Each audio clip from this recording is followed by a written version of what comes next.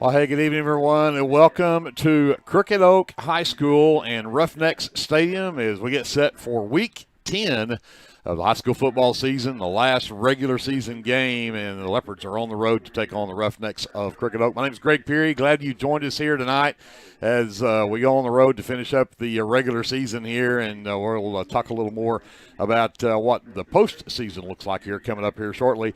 I bring in alongside me doing color for us again tonight, and the high school principal from Lindsay High School, former head coach of the Lindsay Leopards, John Inman. John, glad to have you back with us again here tonight. It's good to be back. It's a beautiful night for football. Oh, absolutely. A little bit of wind. We'll deal with a crosswind here from the wind out of the south, but again, beautiful night for football. I want to say I really want to say something nice about Glenn, and I'm struggling to find, Glenn's not with us again tonight. Actually, what I understood is he went to have some plastic surgery. He didn't like the way he looked on camera. And since we've got the webcam now, he decided he needed to do something to try to make himself look better. There's a lot of pressure I'm finding in that, and I've kind of looked into some procedures myself. There you go. But Glenn is recovering. We miss you, Glenn. Wish you the best and get back on your feet real soon. Kevin is under the weather tonight. We don't have Kevin up here with us either. I'm not sure we can run this without Kevin, but we'll do our best to get through it.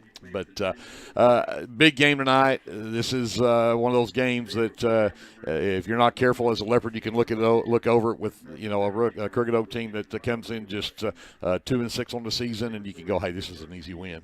But, well, and that's something that I'm sure Coach Embry is cautioned against all week long, especially coming on the heels of a tight loss last week and a game that certainly could have gone either way. And I used to talk about in situations like that, you can't lose twice because of the same game. And so it'll be interesting to see what sort of maybe hangover there is from last week's game. I know our kids fought hard, they battled, and we're right there with an opportunity to win late. But certainly, as you mentioned here, there's still a tremendous amount at stake tonight. And just because on paper we may look like the better team, we actually have to go out and perform. And Coach Smith has done a good job with Crooked Oak of getting them defined in a system and kind of building his program up. And they've got some good athletes, and they've got a structure offensively and defensively. And the last thing that we can do is come up here and lay an egg. Yeah, got to go out there and perform for a final game. And, of course, it is senior night up here as well. Senior night festivities going on the field right now. But you mentioned the game last week at Frederick. Big game, second place in the district on the line in that ball game. And you did. You talk about the effort the Leopards put out. They lose the game 21-20, but you got 137 yards on 23 carries from Brody Ramming, 115 yards on 22 carries from Jacob Vaughn. Went not a lot through the air.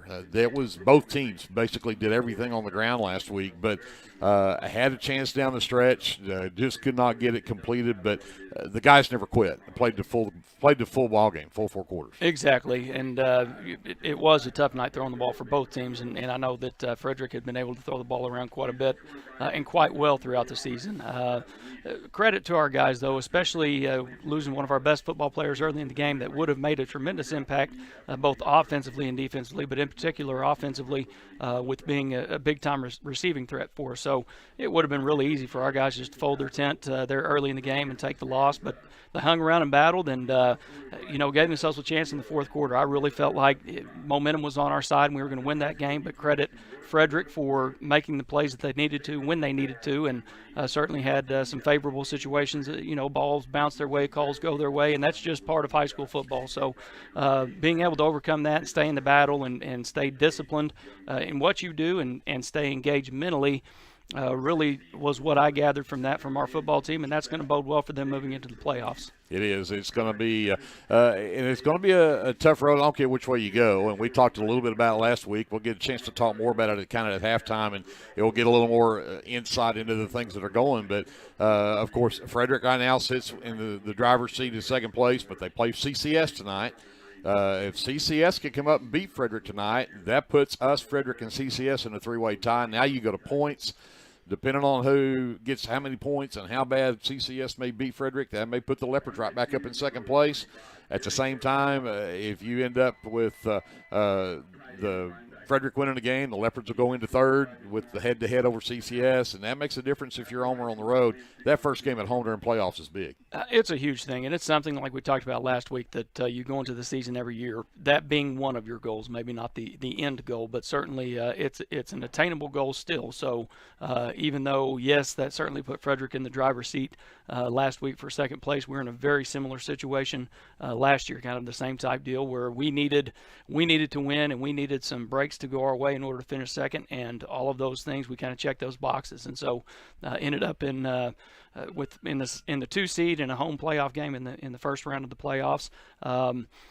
All that Lindsay can concern themselves right now is handling their business, and that includes going out and playing their best football tonight, being disciplined, making sure that they give Crooked Oak their full attention, that they go take care of the football. It doesn't look like weather or anything of that nature is going to be an issue this evening, but it is football, and it's oblong, and there's odd bounces at times. So just making sure that they control what they can control, and then root hard for CCS. Absolutely. We are definitely CCS fans tonight. And, again, we did kind of have 2 losses last week, the loss of the ball game, but we lose Bentley Kessler early. Bentley, of course, with a serious leg injury, not going to be back. It's maybe kind of gives you something to maybe a little emotion there to play for. You lost one of your best players, and you're going to have to go out and now let's go win one for Bentley maybe. You had, and this team's been through the adversity. We lost Tristan, back a few weeks ago, and so that emotion, can you use that to make you do something good? Does it wear you down? And I think they're going to have to let that power them up to give them that strength to just kind of do something maybe above what they plan to do. It can have both effects, and that's one thing that I've noticed over the years in coaching, that the emotional energy that you bring into a game. Certainly, you want to have high emotions, be jacked up, ready to go. But you can also go to a point where you've gone too far, and that there's a big emotional letdown or just kind of a blowout at some point in time where there's nothing left in the tank. And I've seen that out of these guys this year. There's without a doubt this has been a trying and a testing year. These coaches have done a marvelous job as far as navigating all of those things and those potential pitfalls, and doing a good job of keeping the kids rallied around one another. And obviously with the loss of Tristan, being able to overcome that and find that little bit of extra inspiration, just knowing the type of character he had and how much it meant to him to be a part of this football team. So certainly those are things that they can carry with them throughout the season. And of course, last week losing Bentley, who I talked about several times, was arguably the best football player on the team, and an extremely hard worker and a good kid and a great student. I mean, you just check all of those boxes when you're talking about a kid like that. And in order for that to happen early in the game, to have to kind of redirect, jump ship, so to speak, with some of your game planning and some of the things that you are going into the week preparing and planning for, and you spend all week at practice. So to be able to overcome that within the Frederick game, I felt like showed a real sign of maturity with a senior-laden group with kids that are used to being successful. And so that matters tremendously as we move into the playoffs. And Coach Embry obviously needs to be extremely proud of these guys, and now has the advantage, unfortunately, but has the advantage of knowing that 21's not coming back. So who's the next man up? What different schemes, what different things can they do in order to fill that void? And like I talked about at length last week, there's a lot of really good football players that are going to be ready to answer that call. Absolutely. So, well, we need to take a break and say a big thank you to our sponsors for Lindsay Leopard football here on KVOP. We couldn't do it without them. Of course, our presenting sponsor, the First National Bank in Lindsay. We're biggest thank you for them being our presenting sponsor all season long. But tonight's game is also brought to you in part by the Abiding Home Healthcare of OKC, by American Exchange Bank, Bunch and Sexton School Supplies, LLC, by Calvary Baptist Church, the City of Lindsay, Clements Insurance, Design It in Lindsay, Aaron Springs Baptist Church, the First Baptist Church in Lindsay, Hassler Hot Oil Service, Hot Mess Coffee Company, and Java House Realty. Also by Jake Shortstop, by Jerry Tucker, Roustabout Rentals, Junkin' with Janet, Legacy Roofing and Construction. Also by Legends Pub House and Venue, by the Lindsay Church of Christ, Lindsay Municipal Hospital, Lindsay Vision Center, by Meat Locker Barbecue, Morris Motorsports, Physical Therapy Central, Rural Electric Cooperative, Rusty's Dispensary, S&H Tank Service, Sharon's Beauty Shop, Shopper News, Summers Insurance Agency Incorporated, Center Valve Repair, South Central Medical and Resource Center, Super C, United Methodist Church, and Vickers Construction. We're going to send it over to JD. Some words from those folks. We're back with more pregame from Roughnecks Stadium here on the campus of Crooked Oak High School right after this on KBLP Live. The First National Bank of Lindsay is proud to be a sponsor of tonight's football broadcast. Whether you're looking for a business loan, a personal loan, or a certain type of deposit product, chances are we have what you're looking for. First National Bank, locally owned and operated, insured by FDIC, equal housing lender. Tonight's football broadcast is brought to you in part by the City of Lindsay, proud supporters of Lindsay Leopard football and all student endeavors at Lindsay Public Schools. Keep up with local information and events at cityoflindsay.com, which now offers easy online bill pay. Good luck to the Leopards this football season from the City of Lindsay. This is Brandon Cottrell, pastor at Calvary Baptist Church. Just want to take a moment and invite you to come worship with us this Sunday. Classes begin at 9:30 and worship follows at 10:45. We have something for all ages each Wednesday night. Meals begin at 5:30 and Bible study follows at 6:30. We would love to have you come be a part of our worship. We are located 410 West Chickasaw. Come join us.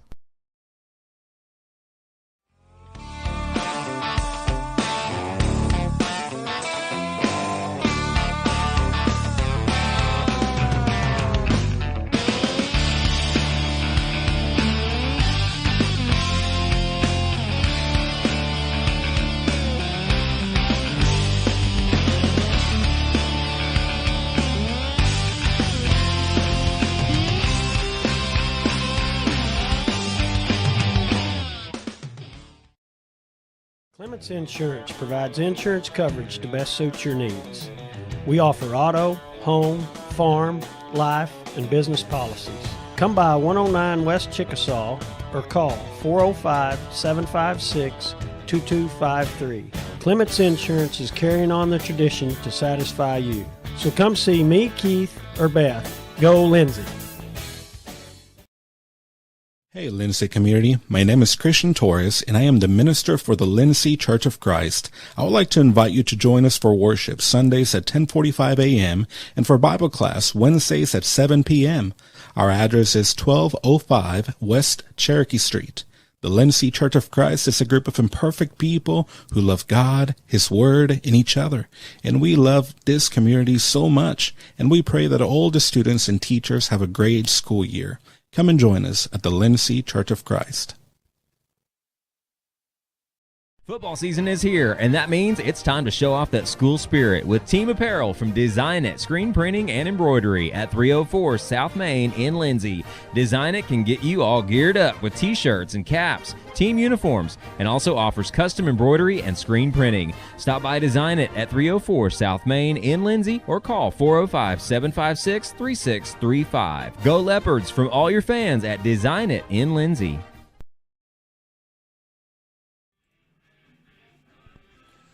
Back here at Roughnecks Stadium in Oklahoma City as we get to week 10 of the high school football season. The Lindsay Leopards and the Crooked Oak Roughnecks get set to do battle here in southeast Oklahoma City, I guess you'd say. Greg Peary, John Inman here. Got J.D. Scruggs over on the laptop, and got to make sure I do this right. Andrew ESPN Lyon up top on the camera. Brianna Miller back at our studios, and, of course, our programming director, I guess we should say, for our programming and stuff online, and Paige Sutherland back at home as well. But, John, we talked a little bit about how important this matchup is coming up here tonight, and the Leopards just have to go out and take care of business. But there's some big games tonight all the way around. But if we just look in Class 2A, of course, Washington's on the road at hosting Little Axe tonight. That one should be an easy win for the Warriors. They'll keep that number one spot. Purcell hosting Comanche. Frederick, again, is on the road up here in Norman and taking on Community Christian. So maybe they get a taste of that 2-hour road trip and see how that goes. Absolutely. As they play a CCS tonight. And Glenn promised that he would keep us up to date with their scoring, by the way. But we talk about some of the other matchups. You mentioned that probably Leopards' second round could match up against Jones. Jones is hosting Bethel tonight, so we'll keep an eye on that game. Millwood, another possibility for the Leopards, depending on where they finish. They're hosting Blackwell tonight. I think Davis is another opportunity down there somewhere. They're hosting Tishomingo tonight, and of course Atoka is going to end up in fourth place in 2A4, and they are on the road at Colgate tonight. Holdenville is likely will be the first round pick for whoever finishes third place in our district. So they are hosting Lexington tonight. So that's some of the games that we'll be keeping an eye on. We'll check on scores coming up at halftime. But again, all of these are big matchups, and you're in Week 10. You never know what may happen. Exactly, and the Holdenville matchup is the most likely of those, but anything can happen right now, and it would not surprise me one bit if CCS doesn't sneak up on Frederick. They're a quality football team, and that's one of the things that I think has us battle tested very well for the playoffs. I really believe that we have 5, possibly even 6 playoff caliber football teams. So within our district, it was kind of the murderer's row, so to speak, of really good football teams. You think about a CCS team that we beat quite handily, that beat Crossings Christian, Oklahoma Christian earlier in the year. So, again, you have to be careful with comparing scores as you go throughout the season. But fact of the matter is, they've got good football players. They're well coached. They've got a structure. They can hit you with big plays. So, I know we're talking about Lindsay and Cricket Oak this evening, but point being, anything can happen. So you don't ever know. You kind of try to make your best estimate of what's going to happen. But really, until tomorrow night, we're not going to know how a lot of these things are going to shake out. That's true. We'll have to see how that comes up. Let's talk a little bit about about Cricket Oak. We're talking about Frederick now. I'm going to talk about Cricket Oak. And don't know a whole lot about these guys, but they do have a senior quarterback, Davion Hill, about 6'4", about 190, 185, 190. Watching him warm up, athletic, but takes a snap from center, and it's like he doesn't even have to step into a throw, and he can throw it 60 yards down the field on a string. It's like he is a great quarterback. Got a very live arm. He's a great athlete. Really, really smooth, operating the offense. And everything is going to focus around him. But having said that, they're a flex bone option-based team. It's going to require a lot of discipline. You can't stick your hat on the wrong side, because all of a sudden they're going to have you outflanked and the ball's going to be on the edge. So certainly they've got some big play potential and capabilities, and more than anything, the ability, if we're not solid up front, the ability to just kind of ground and pound and chew up clock and pick up first downs. And all of a sudden you get into a situation like that where, early in the year, a lot of the games they were playing quality opponents. They were keeping the score down, keeping it close. And when you get into the fourth quarter and it's a 1 or 2 score game, anything can happen. Well, we'll see if the Leopards can corral him and keep him in check tonight. And, of course, they do like to throw the ball around. They've got a couple of guys they'll throw to. Mark Jackson is out there. He's just a sophomore, but he'll play almost like a slot back or an end, and they'll line up a couple other guys out there wide. But while they were doing their warm-ups anyway, Joseph Guillen, the senior, plays at fullback spot, but it looks like a bruising runner. I don't have a lot of heights and weights on these guys, but I think that's another one they're going to have to worry about if he lines up as a fullback. But like you said, with that flex bone, too many options there, and you've got to make sure that you're playing your spot. Exactly, and just by nature of the offense, it's very easy for them to get you out-hatted on the edge in a hurry. And so it takes a lot of eye discipline, and that's one of the interesting things of high school football. Week to week, you see something different, and it's not always the same scheme. So a lot of game planning, and of course you have your basic structure and your foundational principles that you operate with offensively and defensively, but each week you have to make adjustments based on the opponent that you play, and certainly that's going to be the case tonight. If we end up playing Holdenville next week, we're going to see a throwback to the 50s and 60s in the single wing. Wow. Each week it's something new, it's something unique. A lot of it has to be adapted within the course of the game as the game goes on to kind of identify strengths and weaknesses, or quite simply what happens to be working that night. Well, let's talk a little bit about the Leopards and their starting lineups tonight as we go through more of this. The First National Bank pregame show, I was expecting them to be ready to do the national anthem about now, and they're not. So let's do starting lineups, JD, and see if we can talk a little bit about this Leopard team. And, of course, with Kessler being out, there will be some changes to this starting lineup for the Lindsay Leopards. And, again, our thoughts and prayers with Bentley. I know he would give anything to be out here on this field right now, but unfortunately that's not going to happen, and so the Leopards are going to have to figure out a way to do this without him. But let's talk about that offensive line and the big guys up front, and we'll start in the middle at the center position. Number 64 is Bo Blankenship. He's a 5'10", 262-pound senior. Over at right tackle is the number 57, Owen Simonton. He's a 5'9", 211-pound senior. At right guard is Colton Hines, number 66. He's 5'9", 245-pound senior. Over on the left side at tackle number 63 is Tommy Cunningham, 5'9", 183-pound senior. And at left guard is number 62, Levi Smith. He's a 5'10", 266-pound junior. Go back to the skill positions, and we'll start with number 1, Brody Ramming. Brody is a 6'2", 198-pound junior. At the running back will be number 8. That is Jacob Vaughn. He's a 5'8", 198-pound junior. At the wideouts, number 20 is Andon Register. He's a 6'3", 175-pound senior. Number 26 is Price Stubblefield. Stubblefield, a 5'10", 178-pound junior. And in place of Bentley Kessler tonight will be number 25, Seth Padilla. He's a 6', 191-pound senior. In the slot will be number 28, Shane Jones. He's a 6'1", 196-pound junior.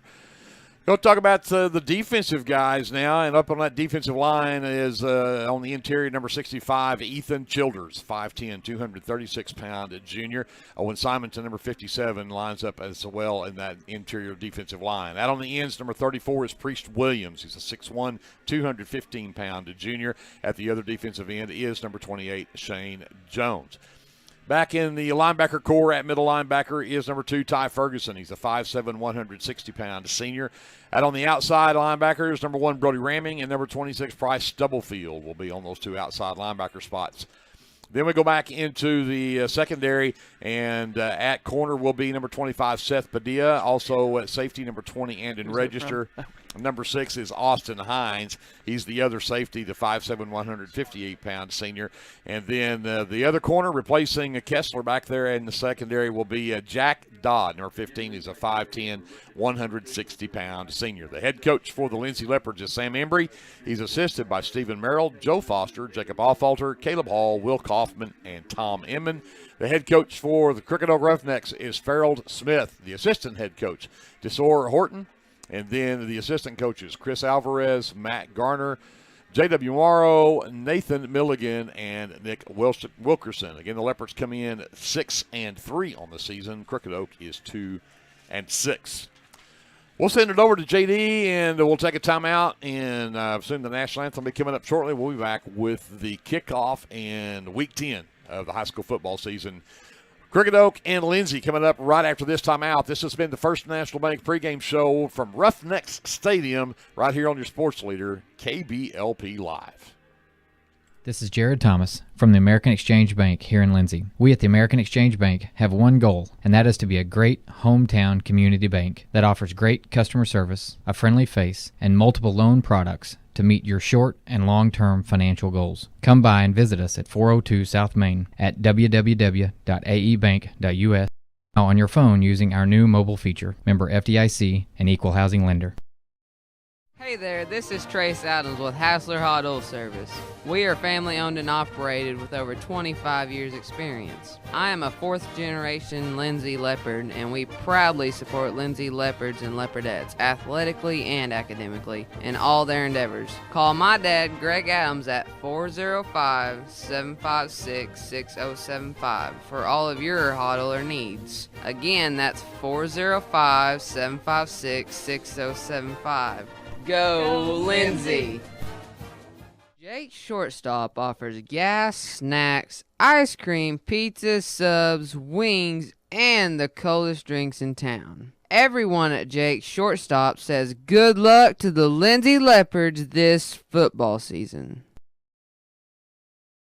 Tonight's broadcast of Lindsay Leopard football brought to you by Jerry Tucker Roustabout, providing all of your general oil field maintenance needs, including roustabout services, swabbing, crane services, rock hauling, and dirt work. Good luck, Leopards, from Jerry Tucker Roustabout. With Oklahoma's weather being unpredictable, you need a trusted roofing company. At Legacy Roofing and Construction, we are proud to serve Lindsay, Oklahoma and the surrounding areas. Call Legacy Roofing and Construction for a free estimate at 405-756-8855 or visit our website at legacy-roofing.com. At Rural Electric Cooperative, we're committed to providing electric power and opportunity to the many areas our members call home. That includes supporting youth programs that teach life skills and build character. With REC, you're more than a customer, you're a member owner. And that's why we're always working hard to provide you with the most dependable electric power possible. As a Touchstone Energy Cooperative, REC is dedicated to providing the best service possible and supporting the communities in our service area. The Board of Directors, physicians, and employees of the Lindsay Municipal Hospital would like to take this time to recognize the Lindsay High School football team, the coaches, and players. Good luck, Leopards, from your fans at the Lindsay Municipal Hospital. And remember, if a medical emergency arises, call or visit the Lindsay Municipal Hospital, another Leopard supporter. The Aaron Springs Baptist Church is a proud supporter of the Lindsay Leopard football team and would like to invite you to join them for Sunday school at 9:30, Sunday morning worship services at 10:45, Sunday evenings at 6, and Wednesdays at 7. Good luck, Leopards, from everybody at Aaron Springs Baptist Church. Dr. Mike Beckman and all of his staff at 301 South Main Street in Lindsay would like to wish the Lindsay High School football team good luck this season. To schedule your next eye exam, call Dr. Beckman's office at 405-756-4414. Operating hours are from 8:30 a.m. to 5 p.m. Monday through Thursday and 8:30 to noon on Friday. Call 405-756-4414 or stop by at 301 South Main in Lindsay. Go Leopards from everybody at Dr. Mike Beckman's office. This broadcast of Lindsay Leopard Football is brought to you by your friends at Physical Therapy Central, 301 East Cherokee Street in Lindsay. When you're ready to take that first step towards living a pain-free life, let Physical Therapy Central create a treatment plan just for you. Call 405-756-2324. Visit ptcentral.org or come by 301 East Cherokee in Lindsay. Good luck, Leopards, from Physical Therapy Central.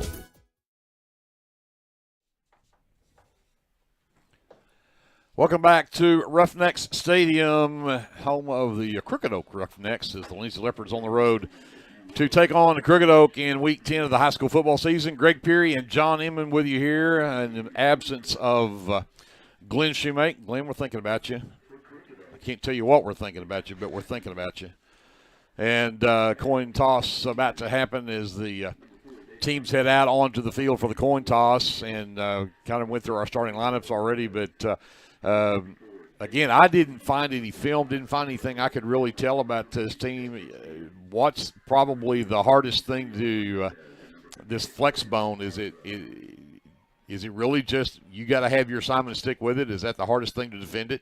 Absolutely. It starts with it's going to start with the fullback, and of course, you know, it's a quarterback-driven offense. But the first thing that you got to kind of check the box of making sure that you're sound against the fullback, flat down the line of scrimmage, take away that option, and then you've got to have a linebacker that fits for the quarterback second, and then either an outside linebacker or a safety rotating down to go to the pitch man. And there's a lot of different things that they can do as far as blocking scheme-wise, and it sets up, lends itself well to play-action passing. So it's a challenge unto itself. And Coach Smith is doing a good job with his kids in this offense, and you can tell that they understand the discipline that it takes in order to be successful, and it's a handful. And so with some of the schemes that we've seen throughout the year, this one is going to be a little bit unique as opposed to what we may consider to be conventional, but certainly presents a unique challenge all to itself. Well, and I would assume you could probably run like a triple option out of it, almost like you would with a traditional bone. Is that an option as he rolls out? Yes. A lot of misdirection. It lends itself well. It's really just a broken wishbone. They'll set one on the wing to the tight end and the other in slot, and those guys will be coming in motion over the top, and you toss it to them. They can be pitch man, or they can reverse track and go be lead blocker going the other way. So it's very difficult to get a solid prediction on some of those things. And more than anything, it's just about trusting your eyes and making sure that you see your fit and not chasing ghosts. I think the other side of this is going to be, can the Leopards get back to the passing game tonight? I know you're missing your best receiver. You've got an equally good receiver in Seth Padilla stepping in to take that role. But you've got, again, the passing game was not great last week. Do the Leopards go back to the run game? I guess try to set up that passing game tonight. You do have a south wind blowing across the field, but, again, I don't think there's going to be any adverse weather to keep them from being able to do that tonight. Well, we're a run-first football team, and rightfully so. That's what we need to be. But last week was really not a good indicator of how good we are throwing the football. It was difficult conditions, and like we talked about before, Frederick struggled, and Frederick's been on the money all year long. So conditions had more to do with that than anything. Certainly, we're more than capable of throwing the football, and even with the loss of Bentley, we've got good receivers that are going into the lineup. And I anticipate that part of what we're going to do tonight is see some of these guys live on the field and maybe see some different wrinkles offensively and be working on things as we gear up to go into the playoffs. So the Leopards are going to receive here. I missed who actually won the toss, but the Leopards will receive the ball. They'll be on the west end of the field. So they will be moving from right to left to start this first quarter here on your radio dial, or, of course, if you're watching this live here on KBLP Live as well. Check us out on YouTube, KBLP Live. I got to get Glenn's phrase down here. Like and subscribe to KBLP Live, as we'll keep you up with all of the Leopard football, basketball games, and everything here we can on KBLP Live, so make sure you tune in for that. So we're just about ready to get underway. Glad that you've joined us here, and see if the Leopards can get things going here early to take this ball and get the momentum swinging their way to start with. Well, we won the toss and took the football, so that kind of gives you an indication mentally at least that they want to get the offense out on the field, and hopefully Coach Foster's got some nifty plays dialed up here to start this game off. Well, and again, I think, and we talked about it last week, when there's injuries, the next man up, but the adjustments you've got to make based on who that next man is and what you have to do with that. So I think it'll be interesting to see, what adjustments do you make with Bentley being out? Do you stick with your game plan? I think it'll be interesting to see what wrinkles that they may throw in here. Well, and there's going to be some new wrinkles and new things that kind of fit our personnel as we move forward here, but kind of in referencing that being a run-first football team, that also sets up well for us defensively because we've been very, very solid, and we've found our identity in that. We're a run-first football team, play solid defense, good sound alignment and assignment, making sure that everybody's doing their job, and so those two things go together. So certainly the last thing you want to do offensively is put your defense into a bad position, and the formula for that is to be successful running the ball.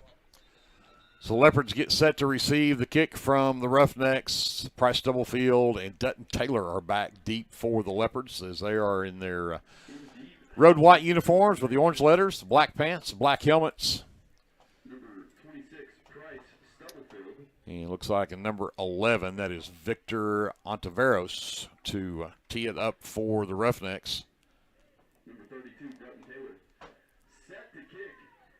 I would anticipate a pooch kick here. It seems like that's what they've been doing on film. Looks like our guys are drawn up here a little bit. Of course, going into week 10, nothing to lose. Surprise onside wouldn't be a bad call either. Exactly.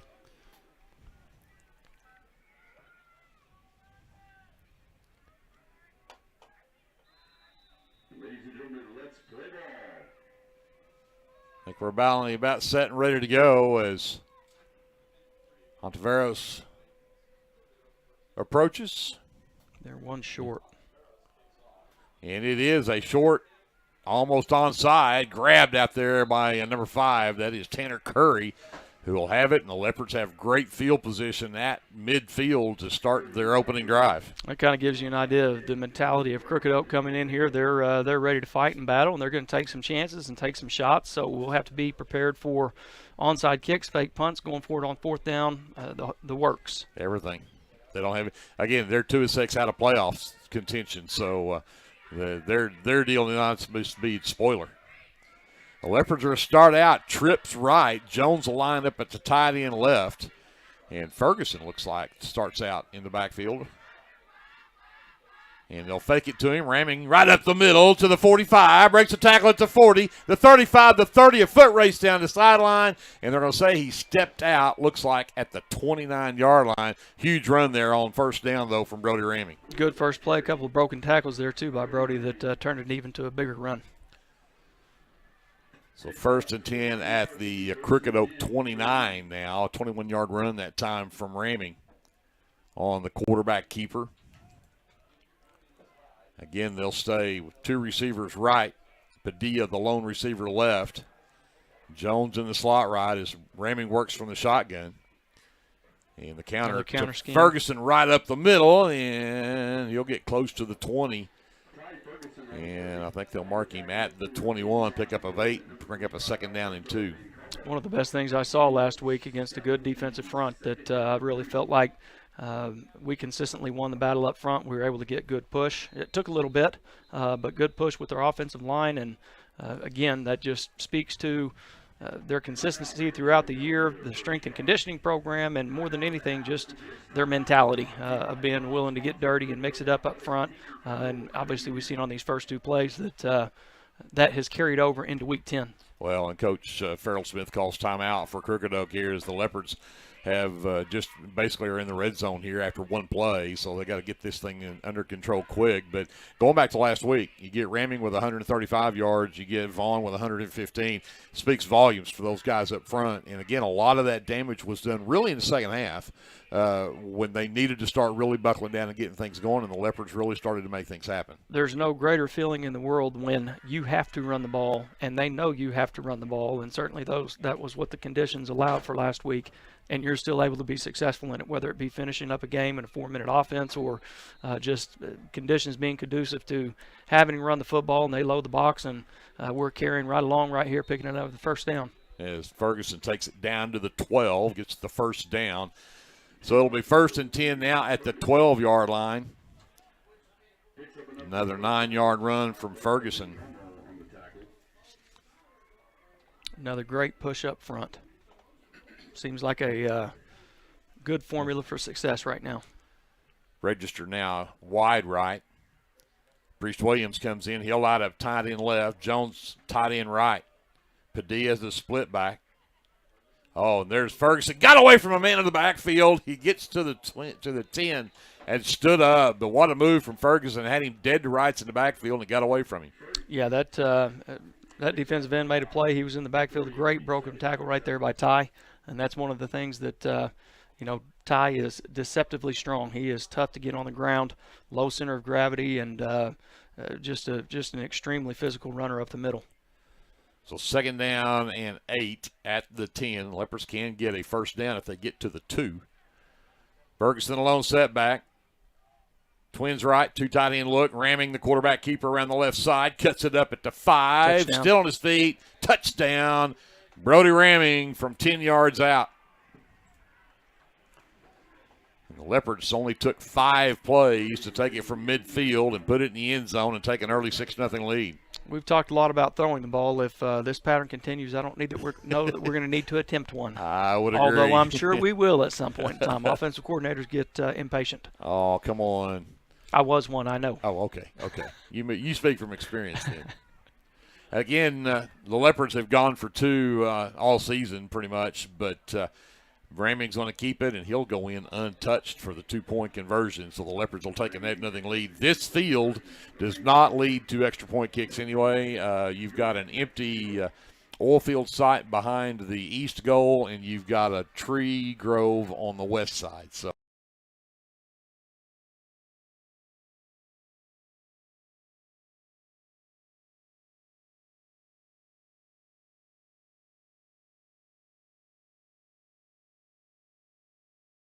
the First National Bank on KBLP Live. Fans, this is Nick Johnson from First Baptist Church. I'd like to invite you to join us every Sunday for worship at 9 a.m. and Sunday school following at 10:15. Our Wednesday evening activities start with dinner at 5:50, and we have Bible studies for children, youth, and adults starting at 6:30. Also, I'd like to invite you to come to Judgment House and experience this walk-through drama with a life-changing message. The dates are October 26th, 27th, 29th, and 30th. Call our church office, 756-2266, for more information. First Baptist Church is proud to support the Lindsay Leopards and wish all of our student athletes and our marching band a successful season this fall. Go Leopards! Ty Ferguson has it teed up for the Leopards. His high, short kick, and it's loose on the field and covered there. That is number 6, Uriel Mendez, who covers it. But the Leopards nearly came up with another one there, but it'll be Crooked Oak football at their own 37-yard line to start their first drive. See what the Leopard defense can do here. Good break for Crooked Oak right there. That I think we were so focused on the return man that didn't realize the ball was laying right there on the ground. But it would have been nice to get that one. Quarterback is number 4, Davion Hill. Guillen is the lone back, and they'll give it to Guillen. Nope, back to pass. So it's Hill faked me out and got it thrown out in the flat to Mendez. He's dropped immediately after the catch by Andon Register, but a good play that gets down into Leopard territory at the 46-yard line. Some of that play action just right off the bat, and well-designed play, well-executed play, and a good ball by the quarterback there. 17-yard completion and a first down. Tremendous amount of pressure is placed on the secondary here because it's very easy for them to get their eyes off their key and look in the backfield, and the next thing you know, you've got receivers running past you. Mendez will now move into the backfield with Guillen. Brenner in motion now goes back out left, right over the left side, and quickly dropped. And that is the fullback, number 20, Joseph Guillen. And Guillen maybe gets a couple to the Leopard 44. Bring up 2nd down and 8. That's where it's got to start. Taking away the fullback dive, and then you've got to work the quarterback. And I know I'm saying all these things like it's easy. It's not easy. It's a challenge, and that's the challenge that's presented. And then you throw play action passing into the mix, and a lot of different ways that they can attack a defense. 2 wide receivers right, 1 left. Flex bone with Guillen as the fullback. Hill's back to pass, rolling to his right, throws that in the flat and threw it wide of the intended receiver. That was Pablo Rodriguez. Good pressure up the middle. Looks like they brought Ty there on a stunt, and immediately the quarterback's got to scramble. It's probably a good thing. I think if he was able to get his feet set, he may complete that ball. This will bring up a 3rd down and 8 now. I would imagine this would be, depending on what happens here, probably 4-down territory for the Roughnecks. At the Leopard 44.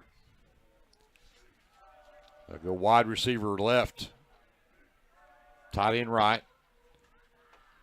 And keeper by Hill cuts it over the left side. Look out, he's got to the edge, lost the ball. And looks like the Leopards have recovered. Good break there. He was on the run. Saw some of the athleticism and explosiveness right there. Just was a little bit loose with the football, and credit to our guys for ripping it out. And big game-changing play there. So Hill fumbles. The Leopards recover. They've got it at their own 39. 8:09 left to go here in the first quarter. Leopards with a 8-0 lead and the ball their own 39-yard line.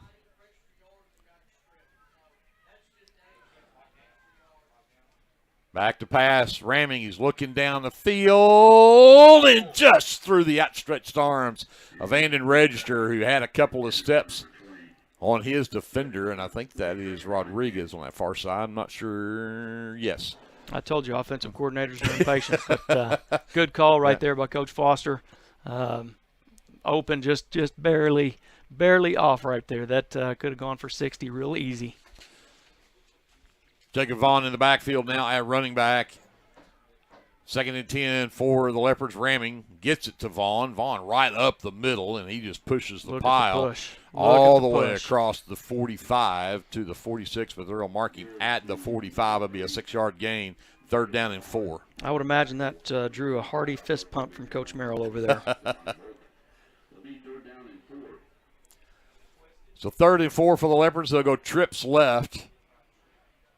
Jones, it's tight end right. Ramming from the shotgun. And the hard snap count will flinch but not draw them over. Ramming looks for the call from the sidelines. Vaughn stays, now moves to the right side of Ramming. And fakes it to him. Ramey keeps it. He's got the first down and more. He's across the 50, the 40, down the sidelines. It's a foot race, and Ramey will take it all the way to the house. Touchdown, Brody Ramey, and that is a 55-yard touchdown run. Saw something they liked back over there to the tight end. Seemed to be a little bit of a short edge. I think they had him outnumbered, especially with the fake across right there, and then the quarterback run always adds that +1 wherever the ball's going. And certainly when you've got a quarterback like Brody Ramey that can go daylight the secondary, that's a lethal play. Leopards again will line up to go for 2. Ferguson back in at running back. Ramey again over that right side. Sidesteps the defender and takes it in for the extra point.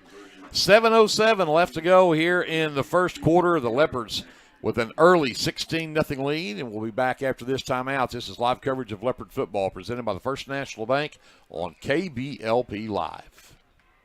Hey, it's Friday. Game day from Mr. J. Good luck, Leopards. The Shopper News Note isn't just another paper. The Shopper News Note is a weekly publication that arrives in your mailbox every Wednesday for free. The Shopper offers free Shopper Topper advertisements as well as news notes and classifieds. And everyone at the Shopper wishes the Lindsay Leopards good luck this season. Go Leopards!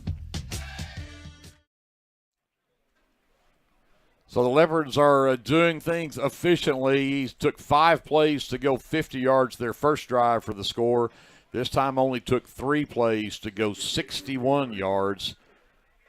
High kick this time, long kick from Ferguson.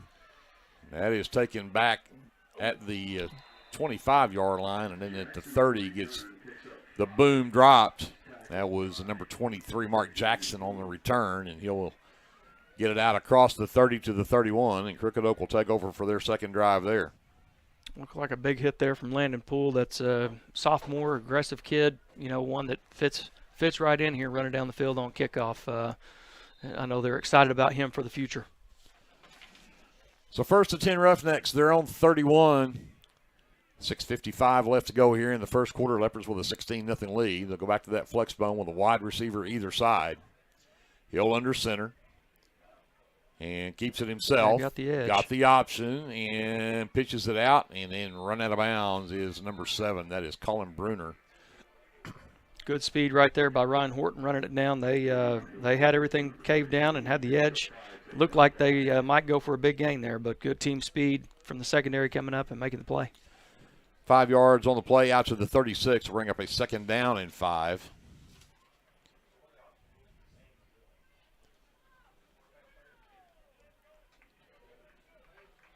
Rodriguez will go wide left, Jackson wide right. Back to the flex bone, and now back to pass. Hill rolling to his left, looking downfield, throws it short, and it's dropped and will fall incomplete. Got Austin Hines out there at corner, it looks like.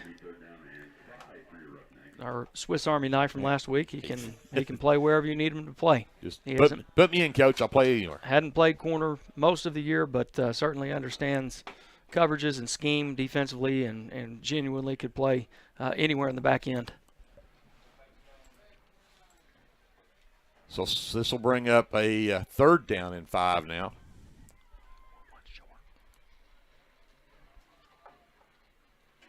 They'll go with Jackson wide right. Rodriguez lines up at the tight end right. Flex bone look. Hill. And hands back. And that is a great play by Shane Jones coming off this edge and dropped. That is number 8 was the running back that time. That's Ivan Ramirez. Lindsay jumped down into a 5-man front there. Haven't seen that a whole lot, but certainly something that they've got in the arsenal. And, man, that makes it tough because all 5 of those dudes can get after it. So that'll force it to a 4th and 5. And that will be Ontiveros back in punt formation. And Crooked Oak was short a man. I think that's Andon Register back deep.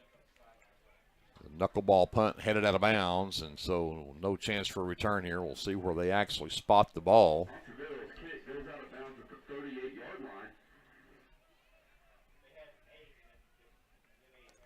Still waiting to see where they're going to spot it.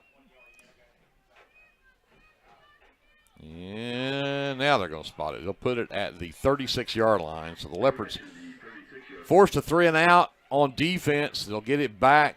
They've scored on their first 2 drives. They've got pretty good field position here, starting at their own 36. 5:11 left to go here in the first quarter. 16-0. Leopards on top. Ramming brings the offense back out. Padilla will go wide left. Register wide right. We'll go back with the 2 tight end look with Williams left, Jones right. One of the hardest formations in football to line up to, particularly when you've got a couple of tight ends that are both good blockers and can catch the ball out of the backfield. Look like they may have been trying to get the ball to them there too. I would agree, and the problem was Ramming was running for his life. They brought the pressure, and Ramming ends up getting sacked back at the 32-yard line, so this is going to bring up a 2nd down and 14.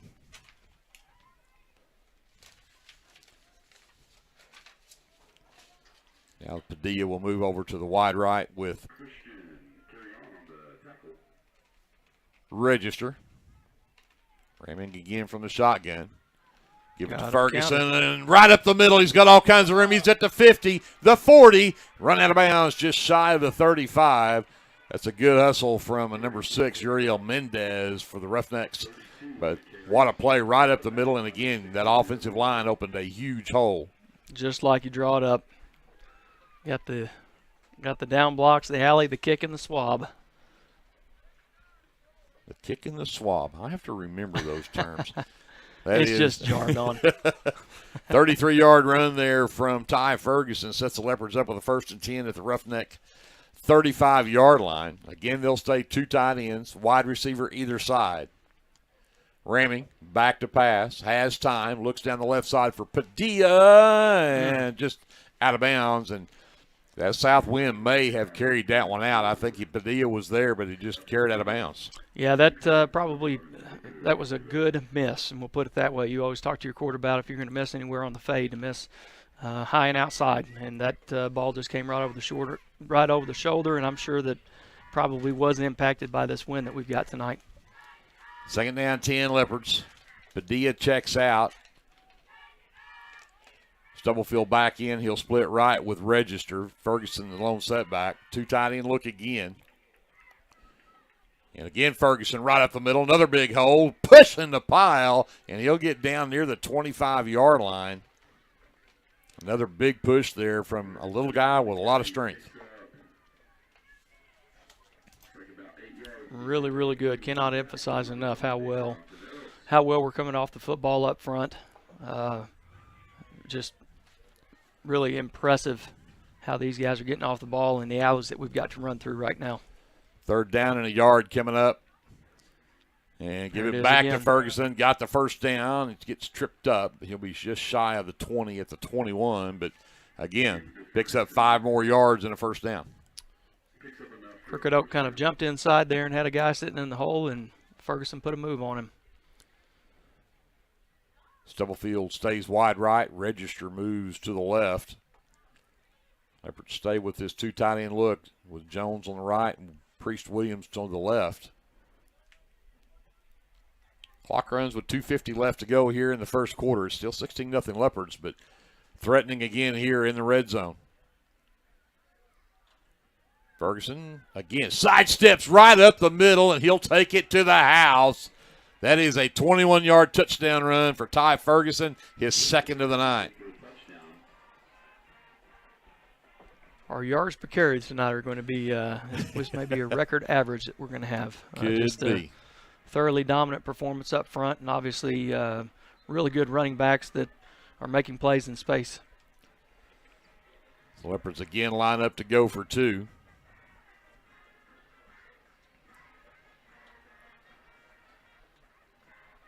Ferguson stays in and running back. Ramming's taking it the first 2 touchdowns.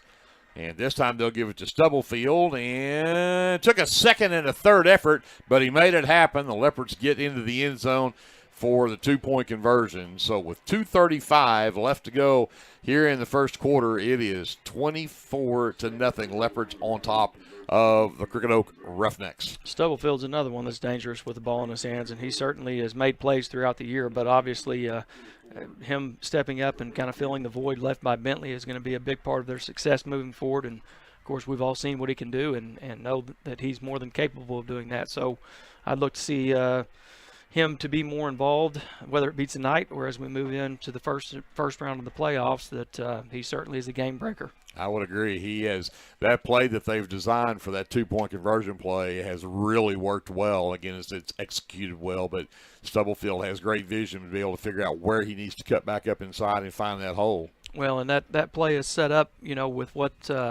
what they ran the first couple of times there with Brody, and it just makes it so difficult of where do you align on that of an unbalanced set. And, of course, kind of by the same token that we're talking, I think we're going to get this ball.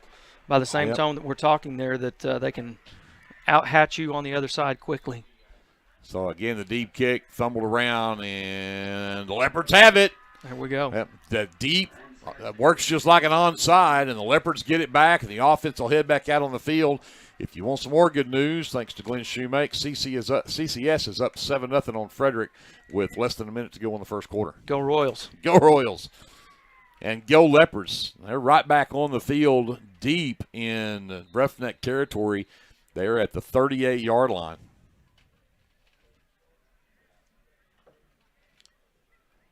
So the Leopards may put another one on the board here in the first quarter.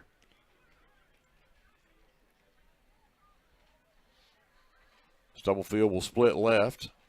Register will stay right. Back in double tight. And Caden Klingman in the backfield. Number 14. We're short one. And we're short one. We'll have to call a timeout here. Austin Hines has come in at the quarterback spot. Caden Klingman at the running back, but we'll have to get set up here. So let's take a quick 30-second timeout. We'll come back after this. This is live coverage of Leopard football presented by the First National Bank on KBLP Live. S&H Tank Service is your choice for Lindsay owned and operated vacuum truck service. S&H Tank Service's fleet is equipped with transports, bobtails, pump and kill trucks rated up to 10,000 psi, plus hot oil units, rock trailers, frac tanks, mud and shell haul-off pits, and soil farming. As Lindsay High School graduates, S&H is proud to support Lindsay schools and all of their student activities. S&H Tank Service would like to wish the Leopards and Leopardettes the best of luck in everything they do. Give S&H a call anytime, 24/7 at 405-756-3121. That's 405-756-3121. And remember, your phone starts our trucks. That's S&H Tank Service of Lindsay. So the Leopards have brought in some substitutions. Austin Hines in at quarterback. Caden Klingman at the running back. Give it to Klingman right up the middle. And look at the pile move as he'll get across the 30 down to about the 27. Tanner Curry also in the ball game, lines up at wide receiver right that play, but Klingman is just a slithery kind of creature. He just kind of finds a way to squirt through and tough to tackle and really smooth. I know it, again, just another sophomore that I know they have high expectations for moving forward, and you've seen him more and more on Friday nights and, of course, Thursday night here. So anxious to see what he does this evening. Hines again to Klingman. Breaks a tackle. Look out. He's inside the 15 and dropped it to 13. Thought Klingman might take that one to the house, but they're going to mark him down at the 11. But that's still a 20-yard run for Caden Klingman.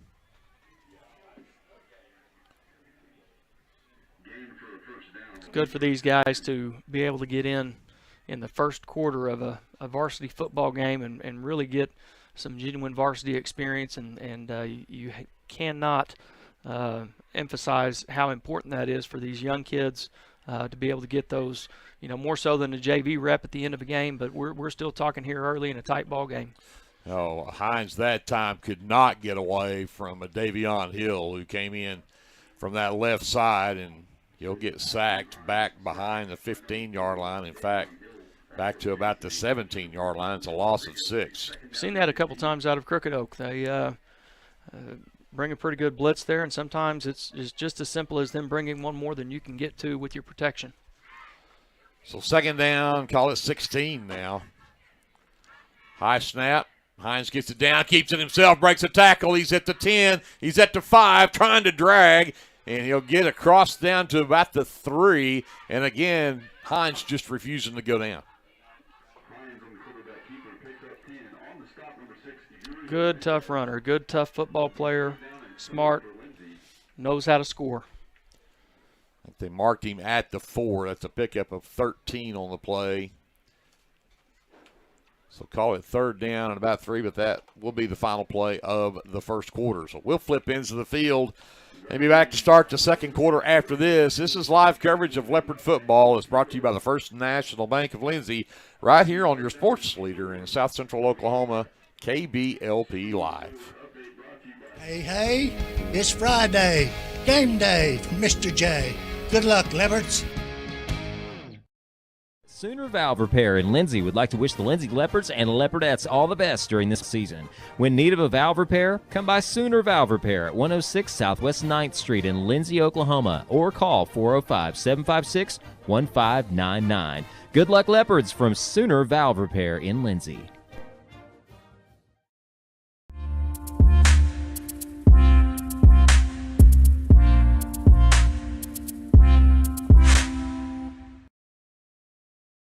South Central Medical Center is a proud supporter of Lindsay Public Schools, and all of the staff and providers would like to wish the Lindsay Leopards the best of luck this football season. Go Leopards from everyone at South Central Medical Center. Rural Electric Cooperative is a proud member of the Lindsay community. REC is dedicated to providing dependable electric power to its customers and supports Lindsay High School in both academics and athletics with that same dedication. Good luck, Leopards, from everyone at REC in Lindsay. Do you have your Oklahoma medical marijuana card, or do you need your card? Rusty's can help you with that. We are your local vape shop and dispensary with more than 6 years of service as a modern smoke shop. Rusty's is located 1 block north of Cherokee Street at 204 Northwest 4th Street in Lindsay, and half a mile east of I-35 at 2401 West Grant Street in Pauls Valley. Get your stash at Rusty's. So the Leopards have a 3rd down and 3 from the 4-yard line of Crooked Oak. Hines, the quarterback keeper right up the middle, and again gets caught by Davion Hill, and no gain on the play that time for Austin Hines. So now the Leopards are going to face a 4th down. They'll go 4th and 3 again from the 4-yard line. Not many places do you have your quarterback playing defensive end, but that just speaks to his athleticism, and that was good play by him there. He's broken it up 2 or 3 times back there. He's just got that kind of speed coming off that edge. Klingman will stay in the backfield. They'll go 2 wide right, single left.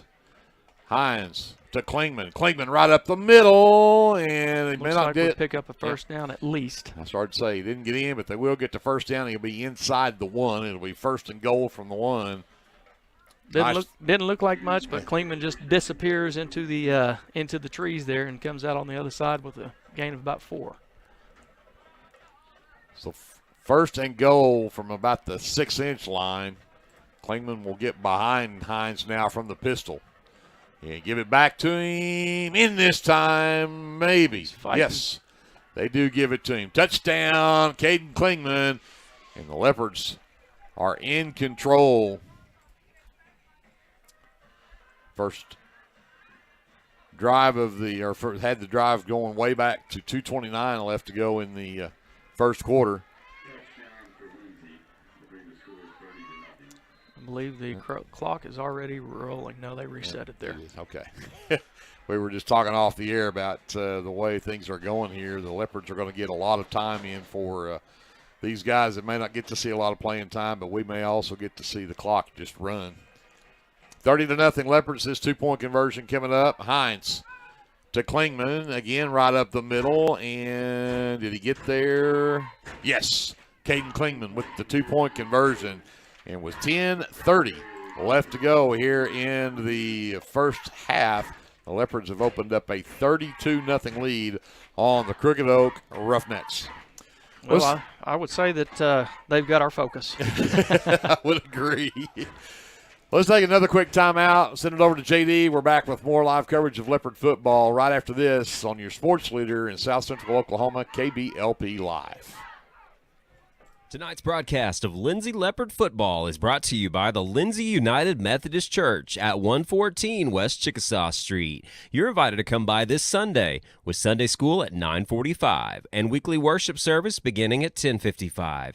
You can also tune in here for the live radio broadcast every Sunday morning at 11. Keep up with events and activities at lindsayumc.com. Here's to a blessed Leopard football season from everyone at the Lindsay United Methodist Church. So after the Leopards recovered basically an onside kick at the Crooked Oak 38-yard line, it did take 7 plays to get it in the end zone, but they did get it. 2-point conversion. It's 32-0, and Manuel Aguero out now to tee it up for the Leopards.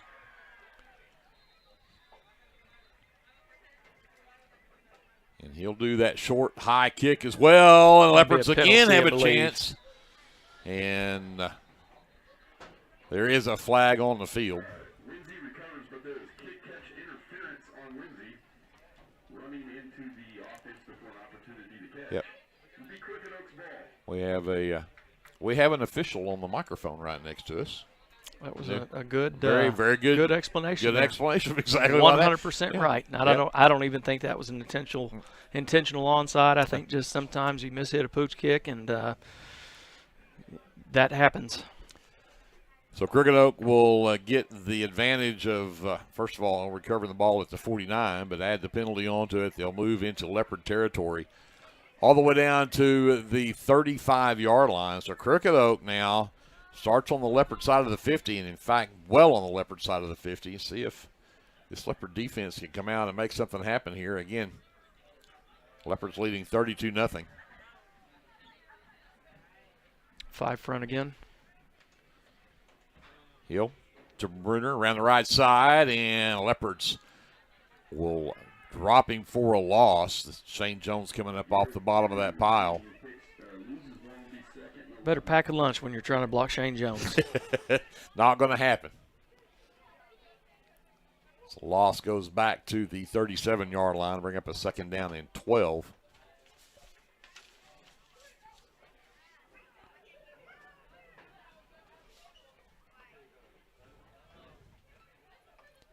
Hill comes in with the play.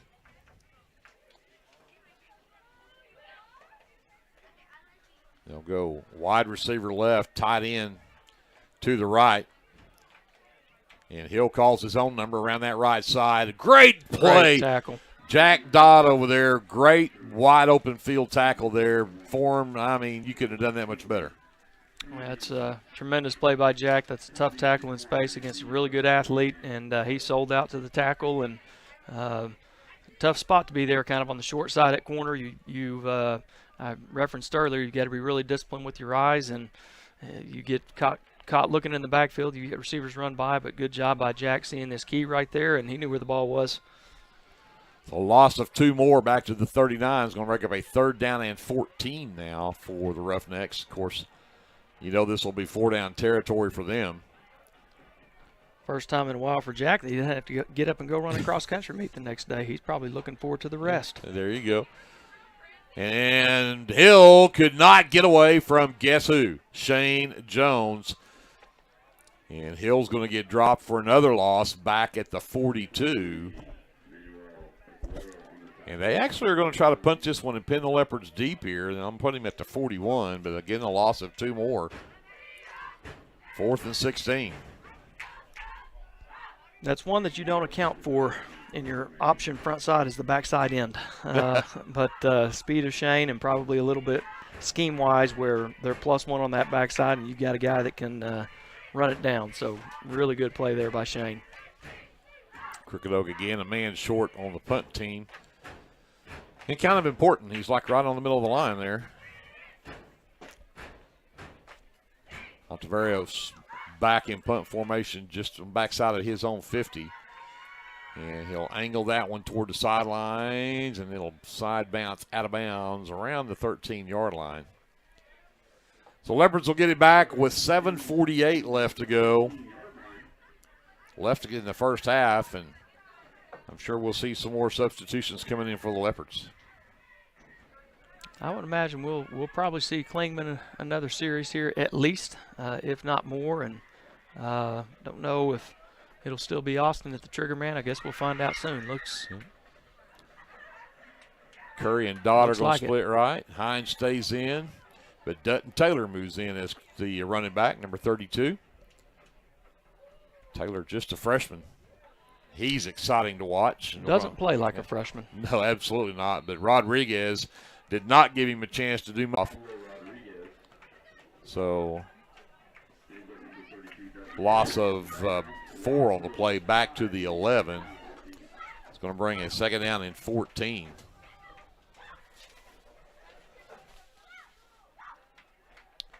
You can tell Crooked Oak is still battling. They're still playing hard. They've got a lot of pride about them. You can tell that Coach Smith is doing a good job getting these kids to play and making it important to them. This time, Hines keeps it. He's got a big hole. The 20, the 25, the 30, out across the 35, and they'll finally be brought down out at the 37-yard line. But that is a huge 26-yard run from quarterback Austin Hines. Just another tough look there with the misdirection quarterback counter. And, again, I know I'm a broken record, but just almost like you would draw it up on the board in the coach's office how well that was blocked. Taylor moves around to the left side of Hines now. Dodd and Curry are still split right. 2 receivers left. They'll bring Dodd in motion, fake it to him, give it to Taylor. Taylor spins out of one tackle into another, but pushes him across the 40. They'll mark him right at the 40-yard line, so a 3-yard gain for Taylor. 2nd and 7.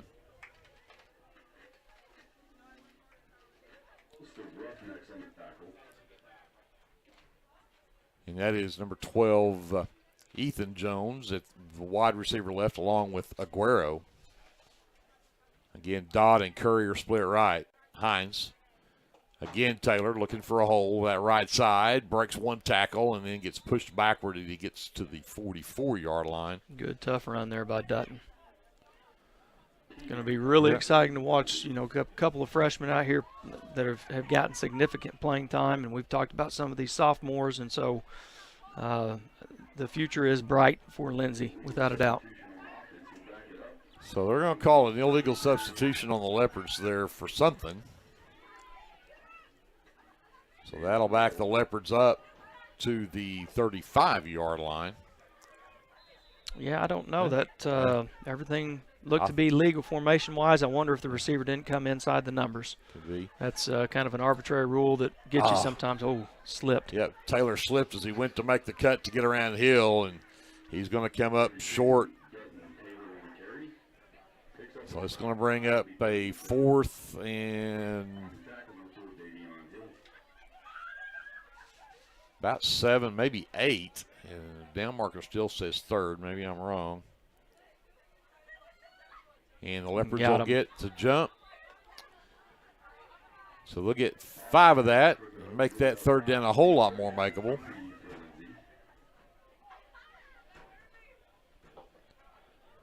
That'll move the ball to the 44-yard line. I don't want to be in the prediction business, but if I were a betting man, I might put some money on quarterback counter here. You think? Oh, and it was. It was, but it is going to see if Austin Hines can make it happen after a high snap went through his hands, and he's going to lose back to the 39-yard line.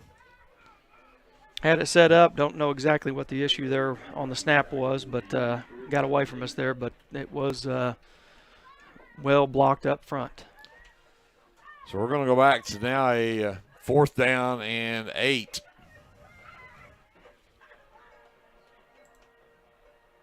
Looks like we're going to go. Yeah. We'll go for it here. Dutton stays in the backfield. Curry and Dodd split right.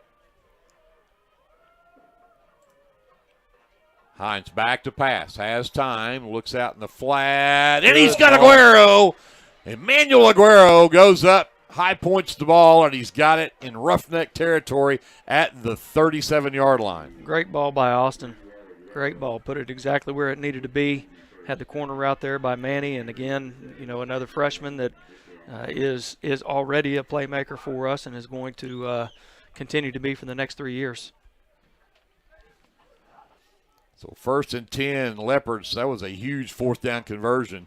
Dutton Taylor with room on the right. Gets a good block from Dodd on the edge. And they're going to send down the sideline.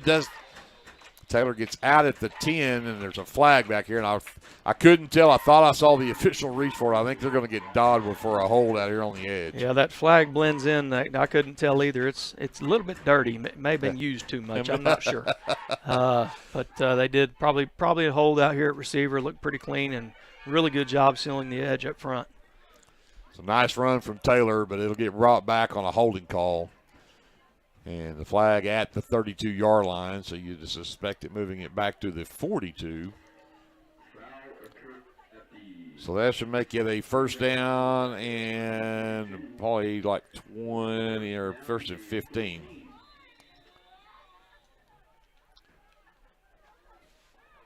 Really difficult getting good blocks out on the edge just because there's so many different ways they can go. And so you see that a lot with holding out on the perimeter on outside run plays, and it's always a challenge, something you've got to spend a lot of time drilling.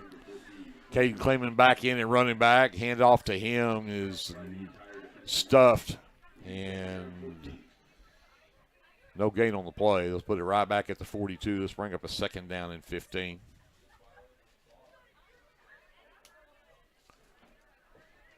.318 left to go here in the first half. The Leopards with a 32-0 lead, and they've got the ball at the Roughneck 42-yard line. 2nd down and 15. Back to pass Hines. He's looking down the fade. Great ball and again. He's got it. That is Aguero again, and he's at the Roughneck 15. Huge play. Another ball right on the money by Austin. That kid can come in and do anything. 2 catches from Manuel Aguero, a 24-yarder and now a 27-yarder, and the Leopards are in the red zone. 1st and 10 at the 15-yard line. Klingman back in at running back. Trips right. Ethan Jones, the lone receiver, left. And the high snap again, and Hines on the keeper, and he'll lose yardage back to the 17. Crooked Oak did a pretty good job right there of kind of blowing up the counter. Had some backside pressure along with it, too, that got to him. Any little missed time there in the backfield, if they've got some penetration, that oftentimes will blow that up. 2nd and 12. Jones and Aguero are split left. Curry and Dodd go right. Klingman stays in the backfield. Hines from the shotgun. 2nd and 12. Again, give it to Klingman. Again, it's blown up. And that is number 5, Kendrick Vick. Had edge pressure coming right there late. Receiver tried to get in and block him, but at that point in time, it was too late. So that loss goes back to the 23-yard line. It's a loss of 6 more, so it's going to bring up a 3rd down and 18. Let's see if we can go 3 for 3 passing here. There we go. Jones and Aguero left. Curry and Dodd right. Back to pass Hines. Rolling to his right. Throws into the end zone for Dodd and threw that one way wide right. It'll fall incomplete. Rolling right and wind blowing to the right, so pretty easy to see how that one could sail. Let's bring up a 4th down now. The Leopards need to get down to the Roughneck 5 for a 1st down. So a 4th and 18 coming up. They'll stay with the Twins either side and Klingman in the backfield. See if the Leopards can convert this one here. Hines back to pass. Pressure. Pulls it down. Rolling to his right. He's just going to tuck it and run. Gets inside there to the 10, to the 5. 1st down. Austin Hines, excuse me. Gets inside the 5, and it'll be a 1st and goal for the Leopards at the 3. What a play. Pretty good protection there, being able to pick up that blitz, but enough pressure to get Austin on the roll, and just a great individual effort by him, breaking some tackles there and picking up the 1st down. So 1st and goal, Leopards at the 3. Under a minute to go here. See if the Leopards can get this one in before the half comes to an end. And we're going to get a stop. And actually, Crooked Oak calls a timeout. with 46 seconds left on the clock. We'll keep it here for this timeout. Again, don't forget we'll have our officially unofficial stats from the first half. And talking about some of these area games, it was 7-0 7-0 CCS over Frederick at the end of the first quarter. With 5:32 left in the half, Frederick tied it at 7, but with 4:32 left in the half, CCS is back up on top 14-7. Big thank you to Glenn Shoemake for keeping us up to date with that. Go Royals. Go Royals. Again, that's a big game. If the Royals can pull off that win against Frederick tonight, Leopards can sneak back up into second place, get to have home field for that first round playoff game coming up next week. Leopards have guaranteed themselves a playoff spot. Right now, it just depends on that CCS game, and of course, the Leopards have this one well in hand right now, so they've done their part so far. So first to go, Leopards at the 3. 46 seconds left here in the half. It's 32-0 Lindsay. They're looking to make it 40 before halftime. Klingman in the backfield. 2 tight ends, 2 wide. Give it to Klingman. Breaks 1 tackle and pushes his way into the end zone. Caden Klingman with the 3-yard touchdown run. And that was no small human that he drug into the end zone right there. That just shows you he's deceptively fast, deceptively strong, and just a real good straight line runner. So with 40 seconds left in the half, the Leopards have taken a 38-0 lead. And they'll line up for the 2-point conversion.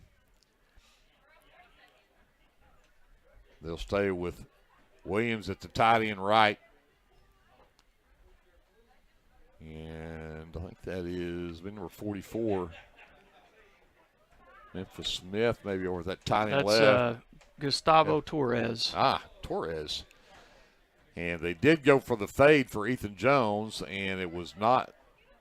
It was well off the mark, but there was a flag on the play somewhere back there. And we're going to pass interference call on the Roughnecks, so the Leopards will get to do this extra point try again after half the distance to the goal. Klingman to the left of Hines. 2 tight ends, 2 wide. And give it to Klingman, and he'll go in untouched, and the 2-point conversion is good. 40-0 Leopards, 40 seconds left to go here in this first half, and I would suspect to former coach that this would be a running clock here in the second half with this kind of score at halftime.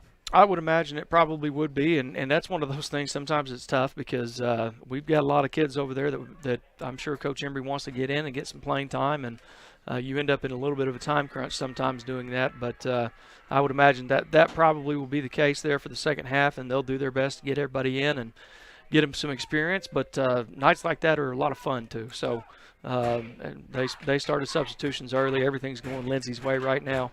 Any of that pregame chatter that those guys were talking about with not being focused or not handling their business, these guys are taking care of it. And at this point in time, we just have to hope to stay well, stay healthy, and go Royals. Exactly. We're going to say that all night long. So Aguero again tees it up for the Leopards. It's been an adventure sometimes with this Crooked Oak receiving team. So if the Leopards could get up another one here. And that is not Aguero. Tug with it Fott. teed up. Tug Fott had it. Oh, Southpaw. And it does go deep. And this is Bruno, or number 7, Bruner. Gets it out across the 35 to the 40-yard line. So that is where Crooked Oak was set up with 36 seconds left.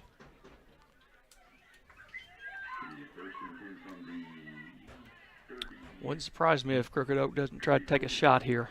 Try to get something before the half. Something before the half. And it actually looks like they may be doing some substitution here too. Looks like Lindsay's going to call a timeout here, but Hill is also. Hill is not going to be back out there at quarterback. I did see number 11. That is on Ontiveros. head out there. I have a feeling we'll see him at the quarterback spot. Number 17 is Christian Carrion. Looked like he might be headed in as the fullback spot. We'll check when they get back out on the field. Leopard defense back out there.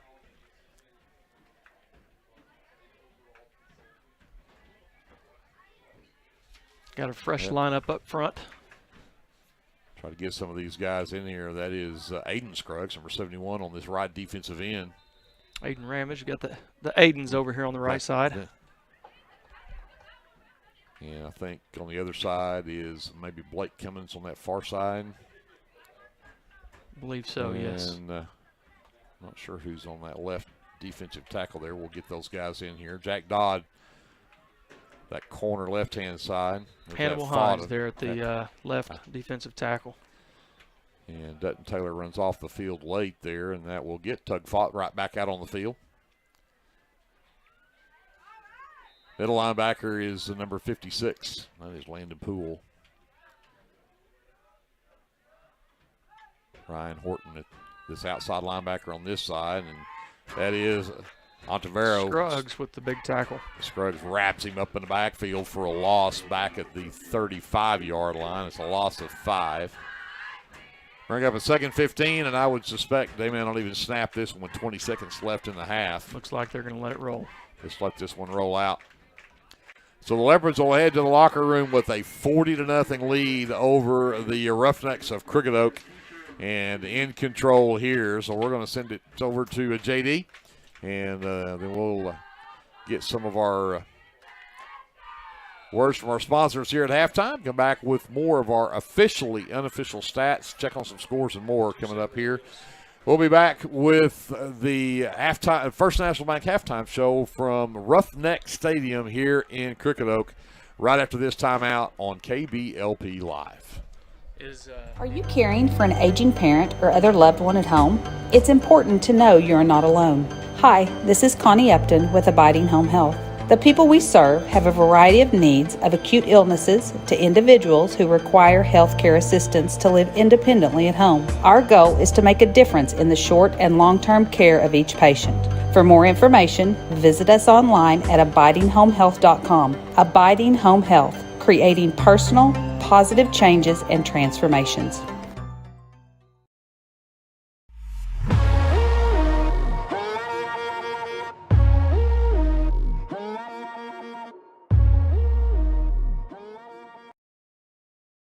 Get your game day, or any day, off to a great start with Hot Mess Coffee at 213 South Main in Lindsay. Hot Mess Coffee Co. offers coffees, lattes, teas, and other tasty beverages, plus great food, too. Good luck to the Lindsay Leopards from Hot Mess Coffee Co. and Java House Realty at 213 South Main in Lindsay. Morris Motorsports in Chickasha, Oklahoma would like to wish the Lindsay Leopards the best of luck this football season. If you find yourself in Chickasha, Oklahoma, stop by Legends Pub House and Venue for lunch or supper. Legends also brings you some of the best concerts around. Everyone at Legends would like to wish the Lindsay Leopards good luck this football season. Go Leopards! Come on down to Main Street to Sharon's Beauty Salon and let Courtney freshen up your look. Services include haircuts, hair coloring, perms, formal styling, waxing, and more. Call 405-756-6988 for your appointment, and good luck to the Leopards this football season. For all your repurposed furniture and other treasure needs, check out Junkin' with Janet's booth at Backroads Boutique on Main Street in Lindsay. Mr. and Mrs. J would like to wish the Lindsay Leopards a great football season. Go Leopards!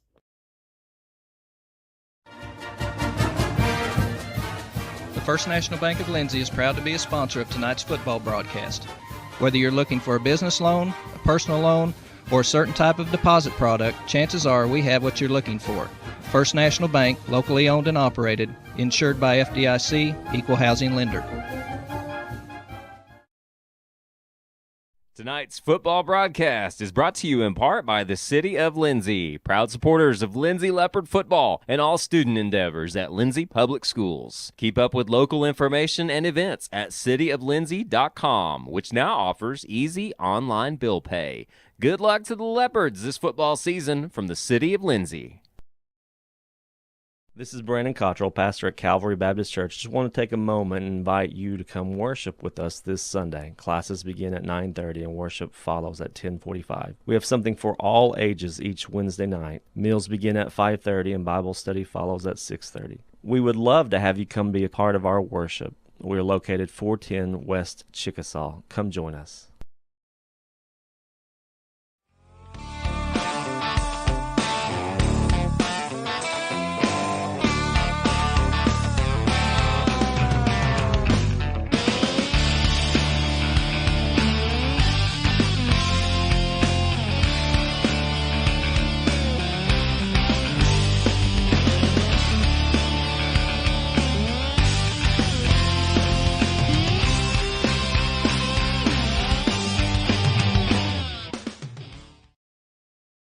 Clements Insurance provides insurance coverage to best suit your needs. We offer auto, home, farm, life, and business policies. Come by 109 West Chickasaw or call 405-756-2253. Clements Insurance is carrying on the tradition to satisfy you. So come see me, Keith, or Beth. Go Lindsay. Hey, Lindsay community. My name is Christian Torres, and I am the minister for the Lindsay Church of Christ. I would like to invite you to join us for worship Sundays at 10:45 a.m. and for Bible class Wednesdays at 7 p.m. Our address is 1205 West Cherokee Street. The Lindsay Church of Christ is a group of imperfect people who love God, His Word, and each other. And we love this community so much, and we pray that all the students and teachers have a great school year. Come and join us at the Lindsay Church of Christ. Football season is here, and that means it's time to show off that school spirit with team apparel from Design It Screen Printing and Embroidery at 304 South Main in Lindsay. Design It can get you all geared up with t-shirts and caps, team uniforms, and also offers custom embroidery and screen printing. Stop by Design It at 304 South Main in Lindsay or call 405-756-3635. Go Leopards from all your fans at Design It in Lindsay. This is Jared Thomas from the American Exchange Bank here in Lindsay. We at the American Exchange Bank have one goal, and that is to be a great hometown community bank that offers great customer service, a friendly face, and multiple loan products to meet your short and long-term financial goals. Come by and visit us at 402 South Main at www.aebank.us or now on your phone using our new mobile feature. Member FDIC and Equal Housing Lender. Hey there, this is Trace Adams with Hassler Hot Oil Service. We are family owned and operated with over 25 years experience. I am a fourth generation Lindsay Leopard, and we proudly support Lindsay Leopards and Leopardettes athletically and academically in all their endeavors. Call my dad, Greg Adams, at 405-756-6075 for all of your hot oiler needs. Again, that's 405-756-6075. Go Lindsay! Jake's Shortstop offers gas, snacks, ice cream, pizza, subs, wings, and the coldest drinks in town. Everyone at Jake's Shortstop says good luck to the Lindsay Leopards this football season. Tonight's broadcast of Lindsay Leopard football brought to you by Jerry Tucker Roustabout, providing all of your general oil field maintenance needs, including roustabout services, swabbing, crane services, rock hauling, and dirt work. Good luck, Leopards, from Jerry Tucker Roustabout. With Oklahoma's weather being unpredictable, you need a trusted roofing company. At Legacy Roofing and Construction, we are proud to serve Lindsay, Oklahoma, and the surrounding areas. Call Legacy Roofing and Construction for a free estimate at 405-756-8855 or visit our website at legacy-roofing.com. We're back here at Roughnecks Stadium here on the campus of Crooked Oak High School. The Leopards with a 40-0 lead over the Cricket Roughnecks. And we talked about how many guys the Leopards ended up with 6 different guys carrying the ball in that first half, and at least 6. And I'll just throw you some things I can tell you here that really quickly. Ramming had a 55-yard touchdown run there early. Ended up with 75 yards rushing there in that first half. Ty Ferguson, who didn't have but 7 carries in that first half, also had a touchdown run. 27, 29, 38, 61. He's at nearly 75 yards himself. Caden Kleeman with a couple of touchdown runs. He's got 36 yards rushing. But Austin Hines, big 20-yard run earlier, but he's got 39, 59. He's got 50 yards rushing himself. Dutton Taylor had a few runs in there, had a couple of 3 yards a total out of his 2 or 3 runs. But we'll see those guys again here in the second half. It's just the Leopard offense has clicked on all cylinders, and they've scored very quickly.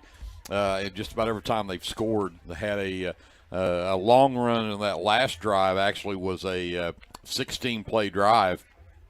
Before that, they had a 7-play drive.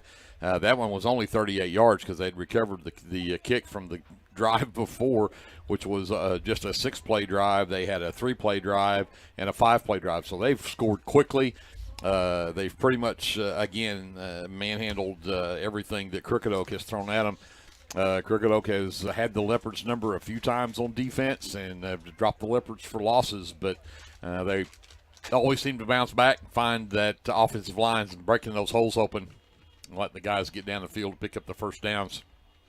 So, again, the Leopards with a 40-0 lead here at halftime. I know the game that we're all worried about, or say worried about, that we're interested in, is that CCS Frederick score, and at halftime, CCS is up on Frederick 22-7. So, again, we were all talking about we're Royals fans tonight. If CCS can complete that game and beat Frederick tonight, the Leopards will, in fact, take over second place in the district. That puts them in a 3-way tie between Frederick, CCS, and Lindsay. But when you go to district points, and, of course, the actual final numbers will depend on the margin of victory for CCS, but the Leopards are going to get their 15 district points tonight.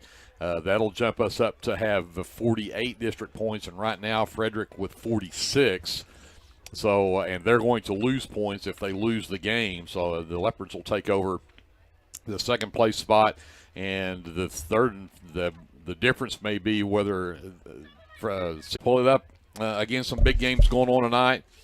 Blanchard is hosting Tecumseh tonight, and I was doing other things and I didn't get my Squirtle pulled up here, so I'll see if I can get that done quickly while the teams will be back out here shortly to get warmed up here. But, again, big games going on, deciding district placings. Blanchard right now should end up second in their district if they can beat Tecumseh tonight.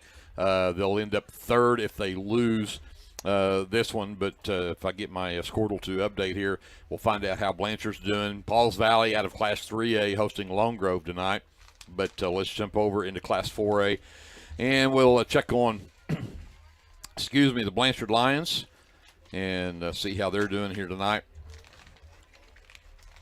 My phone does not like the internet up here or something, JD. It's not liking anything that I'm trying to do with it here. I'll try this again.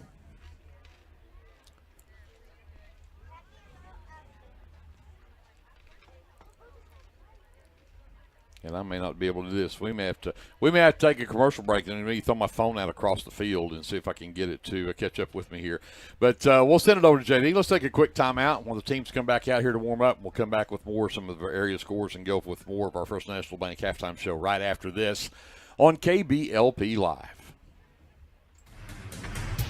At Rural Electric Cooperative, we're committed to providing electric power and opportunity to the many areas our members call home. That includes supporting youth programs that teach skills and build character. With REC, you're more than a customer, you're a member owner. And that's why we're always working hard to provide you with the most dependable electric power possible. As a Touchstone Energy cooperative, REC is dedicated to providing the best service possible and supporting the communities in our service area. The Board of Directors, physicians, and employees of the Lindsay Municipal Hospital would like to take this time to recognize the Lindsay High School football team, the coaches, and players. Good luck, Leopards, from your fans at the Lindsay Municipal Hospital. And remember, if a medical emergency arises, call or visit the Lindsay Municipal Hospital, another Leopard supporter. The Aaron Springs Baptist Church is a proud supporter of the Lindsay Leopard football team and would like to invite you to join them for Sunday school at 9:30, Sunday morning worship services at 10:45, Sunday evenings at 6, and Wednesdays at 7. Good luck, Leopards, from everybody at Aaron Springs Baptist Church. Dr. Mike Beckman and all of his staff at 301 South Main Street in Lindsay would like to wish the Lindsay High School football team good luck this season. To schedule your next eye exam, call Dr. Beckman's office at 405-756-4414. Operating hours are from 8:30 a.m. to 5 p.m. Monday through Thursday and 8:30 to noon on Friday. Call 405-756-4414 or stop by at 301 South Main in Lindsay. Go Leopards from everybody at Dr. Mike Beckman's office. This broadcast of Lindsay Leopard Football is brought to you by your friends at Physical Therapy Central, 301 East Cherokee Street in Lindsay. When you're ready to take that first step towards living a pain-free life, let Physical Therapy Central create a treatment plan just for you. Call 405-756-2324. Visit ptcentral.org or come by 301 East Cherokee in Lindsay. Good luck, Leopards, from Physical Therapy Central. Fans, this is Nick Johnson from First Baptist Church. I'd like to invite you to join us every Sunday for worship at 9 a.m. and Sunday school following at 10:15. Our Wednesday evening activities start with dinner at 5:50, and we have Bible studies for children, youth, and adults starting at 6:30. Also, I'd like to invite you to come to Judgment House and experience this walk-through drama with a life-changing message. The dates are October 26th, 27th, 29th, and 30th. Call our church office, 756-2266, for more information. First Baptist Church is proud to support the Lindsay Leopards and wish all of our student athletes and our marching band a successful season this fall. Go Leopards! Football season is here, and that means it's time to show off that school spirit with team apparel from Design It Screen Printing and Embroidery at 304 South Main in Lindsay. Design It can get you all geared up with t-shirts and caps, team uniforms, and also offers custom embroidery and screen printing. Stop by Design It at 304 South Main in Lindsay or call 405-756-3635. Go Leopards from all your fans at Design It in Lindsay. Hey, it's Friday, game day from Mr. J. Good luck, Leopards.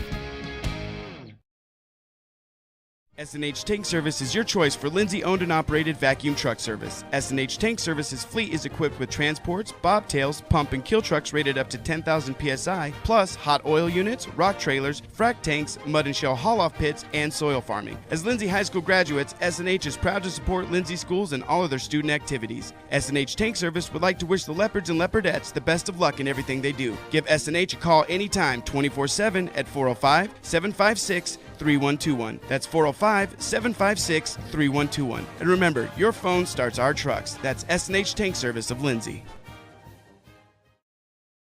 The Shopper News Note isn't just another paper. The Shopper News Note is a weekly publication that arrives in your mailbox every Wednesday for free. The Shopper offers free Shopper Topper advertisements as well as news notes and classifieds. And everyone at the Shopper wishes the Lindsay Leopards good luck this season. Go Leopards!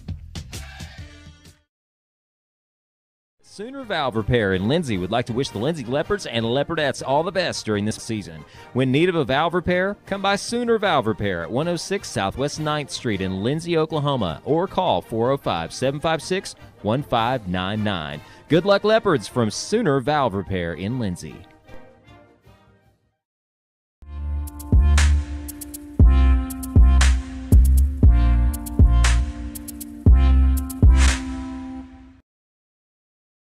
South Central Medical Center is a proud supporter of Lindsay Public Schools, and all of the staff and providers would like to wish the Lindsay Leopards the best of luck this football season. Go Leopards from everyone at South Central Medical Center. Tonight's broadcast of Lindsay Leopard Football is brought to you by the Lindsay United Methodist Church at 114 West Chickasaw Street. You're invited to come by this Sunday with Sunday school at 9:45 and weekly worship service beginning at 10:55. You can also tune in here for the live radio broadcast every Sunday morning at 11. Keep up with events and activities at lindsayumc.com. Here's to a blessed Leopard football season from everyone at the Lindsay United Methodist Church.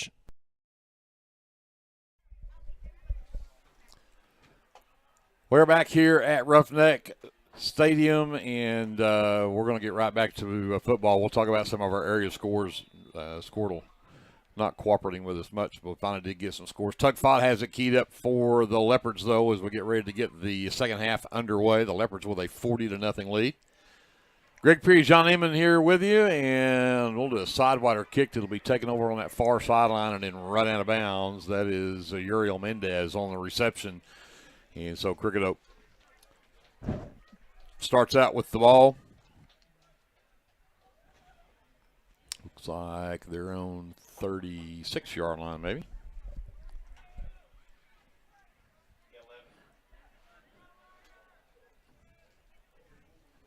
And actually, they put it right at the 35. Blanchard is up on Tecumseh, by the way. That was the score I was trying to find. Blanchard up 28-6 over at Tecumseh. We'll talk some more about some of these other scores here in a little bit. And there are the subs in for Crooked Oak. Ontiverios is in at quarterback, under center. He'll keep it himself on the option coming around this right side, and the Leopard defense stack him up. And that is Landon Poole, I believe, coming up off the bottom of that pile, along with the number 7 for the Leopards, and that is Dalton Parker. Looks like it's going to be a running clock here in the second half, so won't be on here long. It'll go by in a hurry. Lost back to the 33-yard line, so second down and 12 coming up. Ontiverios under center. And number 45 is the fullback, Alberto Bencomo. Mendez in motion, and that is the keeper around the left side. Actually gave that one off to Mendez. Good to see these young guys getting in there, and there's no drop-off. They're chasing the football, really physical at the point of attack. And, again, just great experience for these guys moving forward into their high school career. Third down and 10 coming up for the Roughnecks. Get to get some of these guys in. Dalton Parker is at this left corner. Tanner Curry over on that right side. Number 11 is Parker Dodson. He's back at one safety.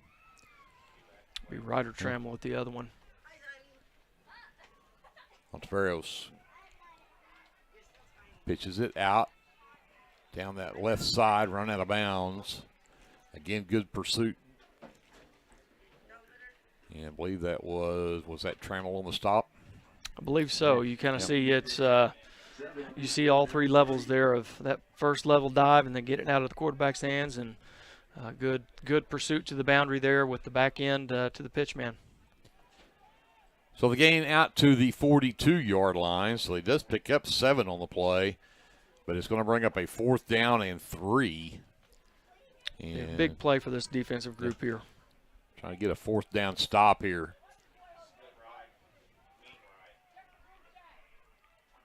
Under center for Ontiverios. Looks like they're going to try to draw him off, doesn't it? And, oh, what a stick. Well played. Very good play there from Blake Cummins. Great technique right there. Got flat down the line of scrimmage. They were just trying to sneak the fullback underneath him, but Blake played that with really good discipline there. Got down the line and stopped him well short. So 1st and 10 Leopards as the Roughnecks turn it over on downs.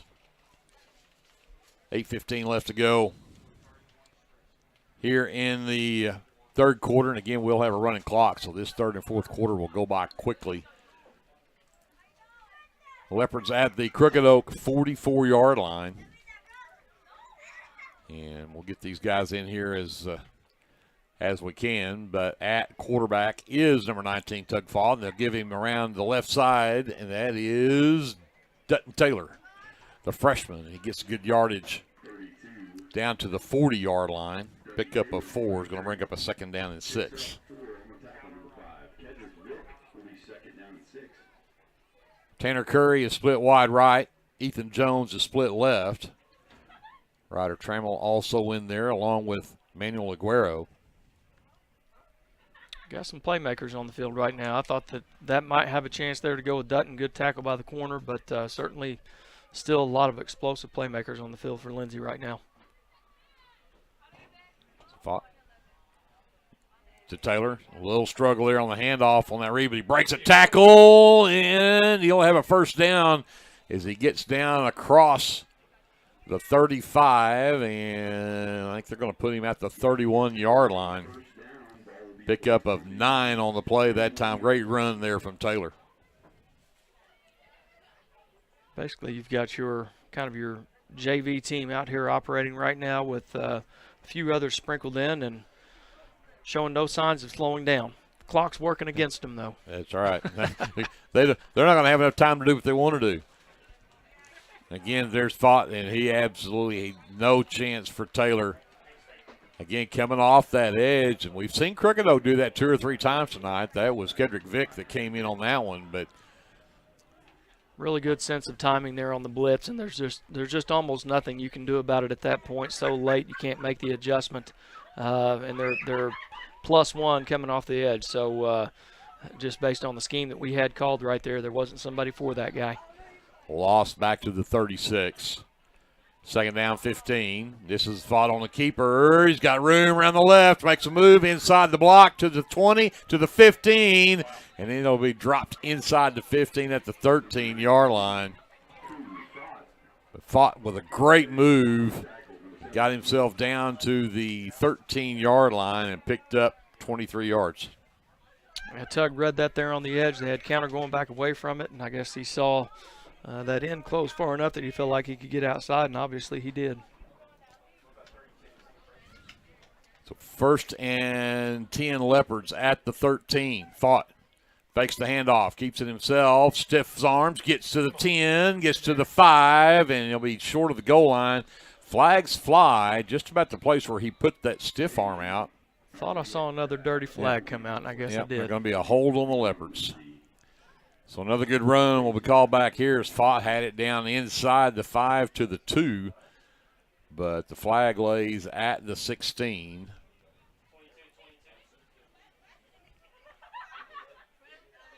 So Fott will come to the sideline, gets the play as they'll spot the ball. And should be right at the 31. Seems like a really long penalty for a flag that was laying at the 16-yard line for a holding call, but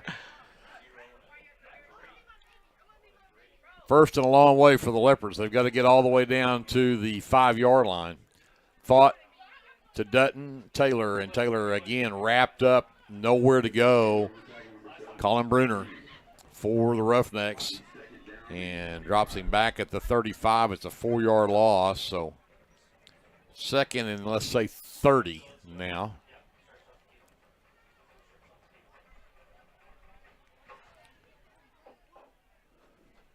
A nice little hole we've got ourselves in here. I'm excited to see what we do to dig ourselves out of it. I have no doubt that we will. 2 wides either side. Taylor the lone setback. It's going to be a quarterback keeper for Fott.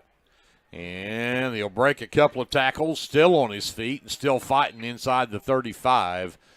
But again, not much place to go there for Doug Fott. And looks like we've got a Cricket over Roughneck down on the field. This is what we don't want to have happen for either side right now. You know, of a game that's well in control. You just hope that both sides can make it through healthy and not have to deal with any injuries moving on to either the playoffs or to the next sport. Talk about some of these area scores while we look at a injured player here. We mentioned Blanchard is up 28-6 over Tecumseh. Talk about some of our other scores here in 2A. Washington up big over Little Axe, 41-0 in that one. Purcell leads Comanche 21-0. We mentioned the halftime score as CCS leads Frederick 22-7. Kingston up on Marietta. That one is 21-0. Jones leads 27-7 over Bethel. Millwood is up 32-0 over Blackwell. Davis leads Tishomingo 21-7. Then Holdenville and Lexington look like they are still going to stick with playing on Friday night. So the possible matchup for whoever comes in third in our district would probably be playing Holdenville if they can pull off that win with Lexington. But some of our other area scores there out of Class 2A, as we still tend to the injured player, and I haven't really picked up on a number.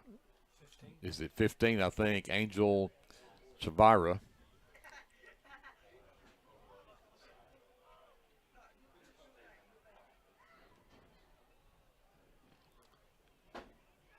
Got a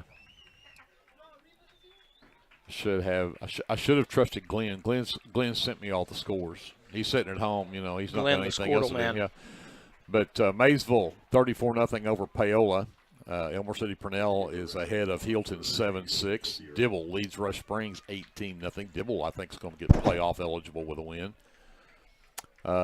Kingston up on Marietta, we mentioned, and Ellick was going to play tomorrow night as well. Ellick's had a long season this season with injuries and things. But thank you, Glenn. I really think he may be more useful at home than he is here. Just figuring out a way to chip. I got to get my gigs in while I can. He'll be back. He's a very, very useful guy. He's proven himself down at the school on a number of occasions. Throws in the direction of Ethan Jones and had him on the sideline, but right through his hands. And that will bring up now a third down. Actually, it was third down. This will be fourth down and 30. Throw one up, see what happens. Throw it to the end zone. Let's see what happens here. You've got some good receivers out there. You've got Trammell. Trammell and Dodson. Tanner Curry, Ethan Jones. Curry, Dodson, Ethan Jones, Manuel. Options aplenty. Fought back to pass, has time, now gets rushed out, and he's got Curry out in the flat, and that one was nearly picked as Colin Bruner had time to get under that one but couldn't come up with it. The Leopards will turn it over on downs. 2:21, the clock is running here in the second half, so this is going to go by quickly here, but Crooked Oak will take over with somewhere in the neighborhood of about 1:45 left to go here in the third quarter.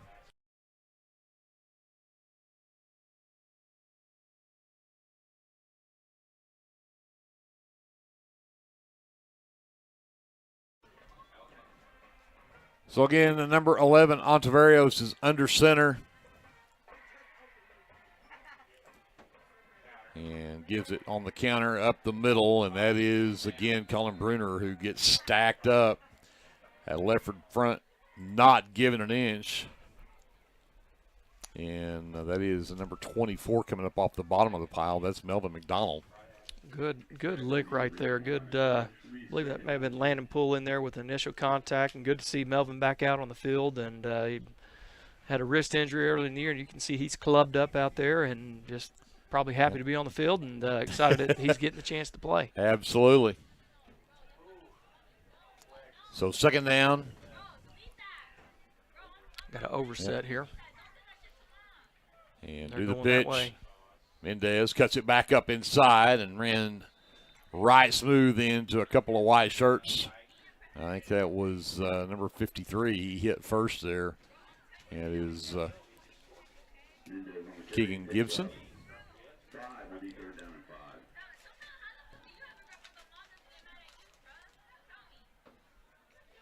So third down and 5 for the Roughnecks as we go 35 seconds left to go here in the third quarter. Leopards hanging on to a close one at 40-0.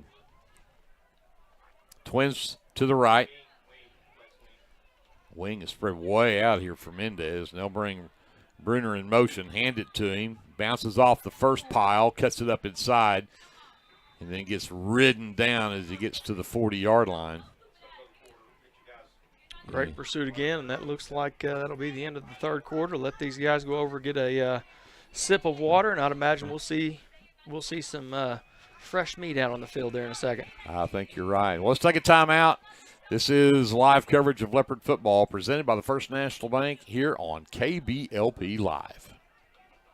Rural Electric Cooperative is a proud member of the Lindsay community. REC is dedicated to providing dependable electric power to its customers and supports Lindsay High School in both academics and athletics with that same dedication. Good luck, Leopards, from everyone at REC in Lindsay. Do you have your Oklahoma medical marijuana card, or do you need your card? Rusty's can help you with that. We are your local vape shop and dispensary with more than 6 years of service as a modern smoke shop. Rusty's is located 1 block north of Cherokee Street at 204 Northwest 4th Street in Lindsay, and half a mile east of I-35 at 2401 West Grant Street in Pauls Valley. Get your stash at Rusty's.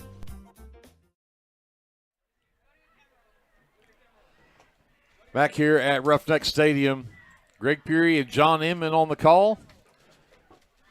Missing Glenn Shoemake, but he's making sure we don't miss him too much because he's texting both of us, I think, about as fast as he can. But keeping himself relevant.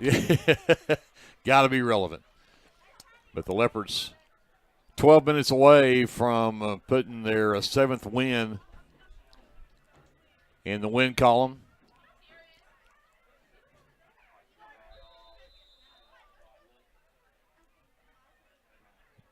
Back out on the field facing a 3rd down and 5 from their own 40-yard line. Actually, I think we're 4th and 5 here. Yeah, you're right. It is 4th and 5. I glanced across the field and there was a glare on that down marker, and it looked like a 3. They'll go wing left. They have a wide out to the left. Ontiverios is under center. And right up the middle, and know where to go. And again, Landon Poole making a great stop right there in the middle of the field is holding him to turnover on downs, and Ontiverios is a little slow to get up.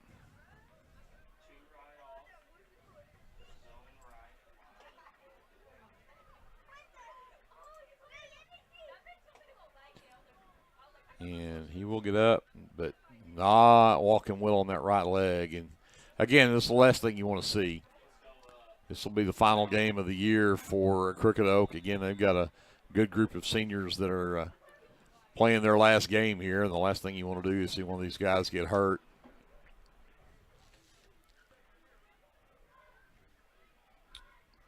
Yeah, not real big numbers here for Crooked Oak, but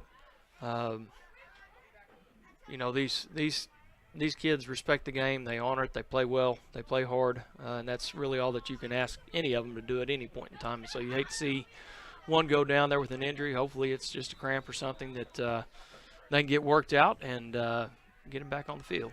Fought back in at quarterback. Taylor, the handoff, breaks it to the right across the 40, the 30, the 20. It's a foot race. Nobody's going to catch Dutton Taylor. He's going to take it to the house. A 42-yard touchdown run for Dutton Taylor. And there's a flag. Oh, man.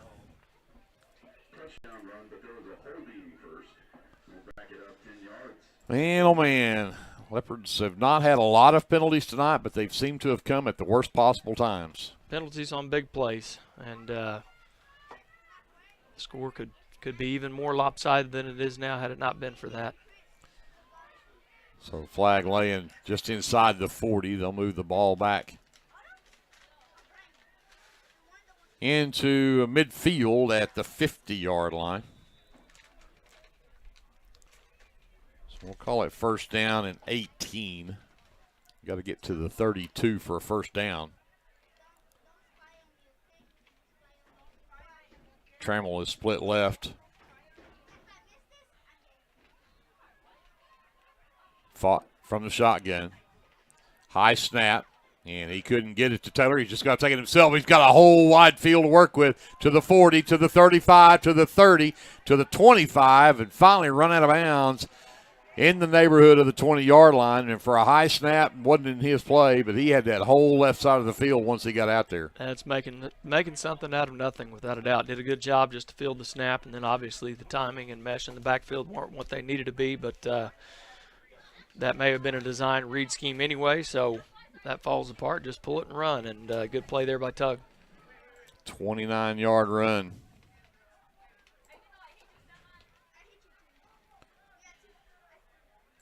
He had a 23-yarder earlier as well. Twins left, single receiver right. This time Taylor around the left side. He's got room, and he'll get down the sideline, and I think inside the 10 before he's pushed out of bounds over there. Big hit over along that boundary, too. I think someone came to tackle him, and Dutton was having no part of it.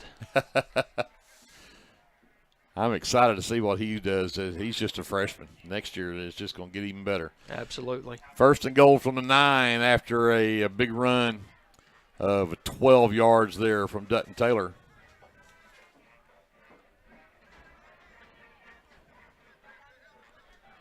Fought with twins right. Single receiver left. And he's going to fake it, take it himself right up the middle. Yes! Tug fought in for the touchdown from 9 yards out. Seen that play quite a bit with Brody, where they fake the quick pitch one way and they've got quarterback counter going back the opposite way and parted like the Red Sea. So 8-14 left. The Leopards now up 46-0 with an extra point try to go. As well as these guys are blocking up front, Greg, I think me and you might could pick up a few yards in there too. Well, they're on this end of the field. They're going to actually try to kick this one, looks like. Breaking tendencies.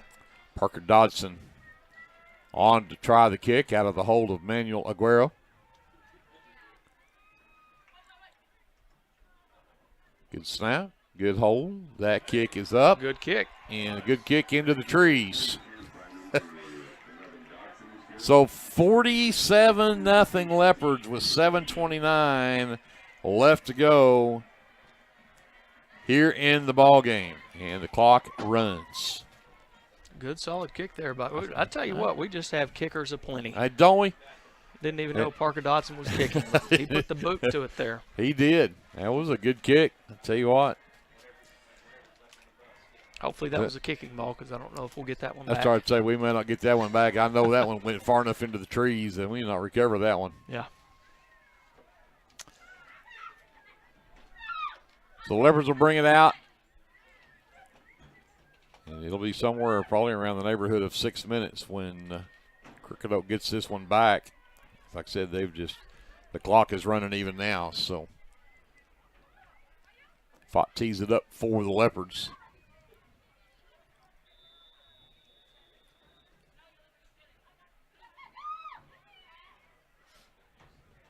Got some guys eager to run down the field on kickoff here. It's fun to watch.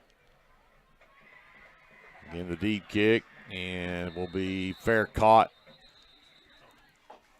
by number 5, Kedrick Vick. And at the 29-yard line, so Crooked Oak will take over again somewhere around 6 minutes when maybe down to close to about 5:45 when they snap this one. So the Leopards, again, have done what they need to do. At last report, CCS was still up 22-7 on Frederick at halftime. We might be able to go down and catch the fourth quarter of that game as fast as this one was going. As fast as this was going, I think you're right. You probably could stop by there and watch the final corner of that one as you go back through Norman. Pull over on I-35 and watch the end. Exactly. So Crooked Oak back up to the line, 1st and 10, their own 29-yard line, and fumbled on the snap and caught in the backfield. That is a fantastic play. That is Caven Hunter. Another freshman. Fumbled the snap, and he was right there on top of him as he lost all the way back to the 24-yard line. It's a loss of 5, so 2nd down and 15 now. Still 22-7 CCS with about 2 minutes to go in the third quarter. Go Royals.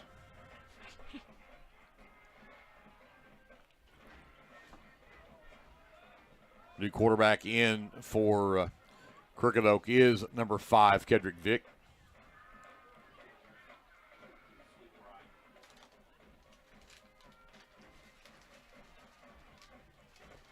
And they're actually look like they're going to try to run play clock down here and not snap this until it's nearly time. Vick under center. Going to keep it himself around the right side, looking to get to the edge. The Leopards string it out. He will not get anywhere. Really, really good pursuit again. You can just tell these guys are disciplined within their scheme. Understand they can't over-pursue. They've just got to use their speed and stay inside out, and they're doing a really good job of that. You got a lot of white hats around a lot of black hats, white jerseys around the football. Number 33 is Haver Shavira for the Leopards. Get some of these guys in here that we haven't mentioned yet. Another freshman. Right. Number 48, Lucky Booth. Another freshman. Number Good 7, experience for these guys. Dalton Parker over here. We mentioned the guys up front earlier. Gustavo Torres in there.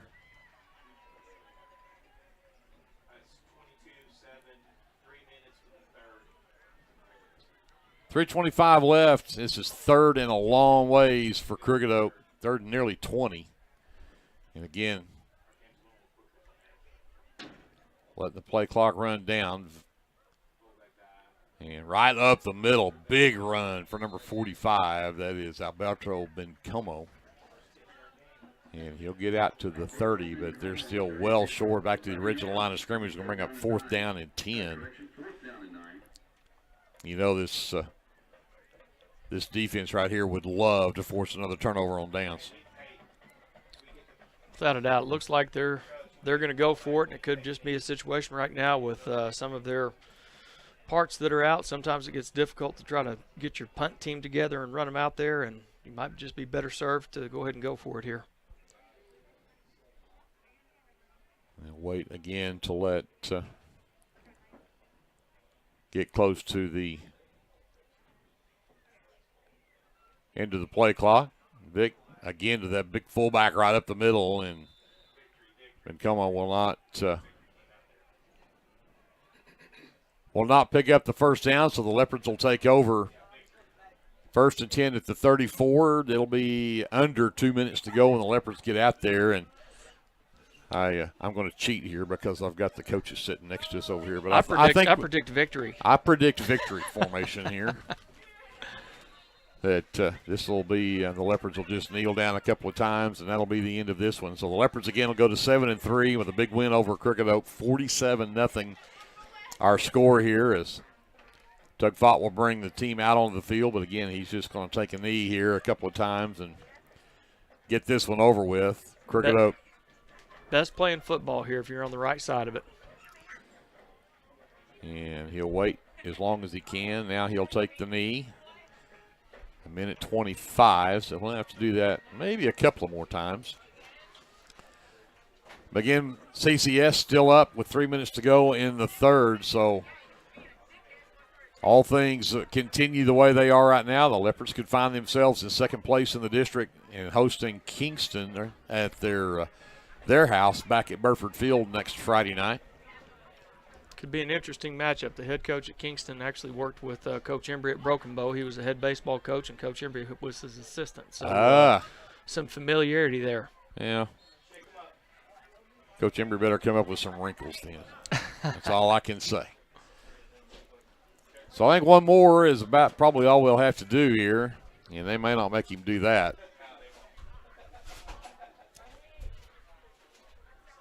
But may do it just for good measure.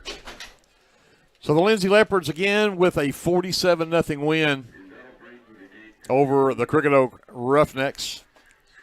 And again, Crooked Oak will finish their season 2-7, and the Leopards will finish the regular season at 7-3. And it's you've got a couple of losses in there. You know, the loss to Pauls Valley early in a game that really I think we didn't play to our potential.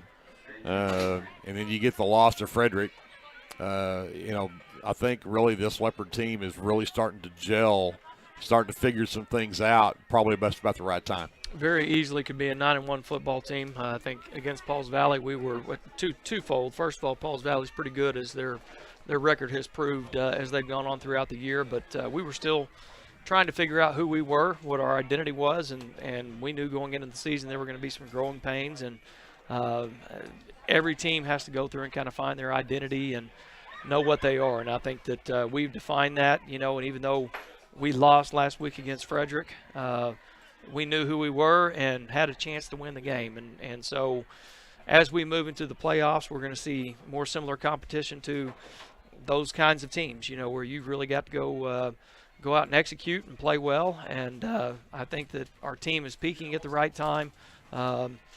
They know who they are. They know what they have to do. And there's not going to be a whole lot of grasping at straws trying to come up with something. It's just about going out and executing and hopefully getting some bounces along the way.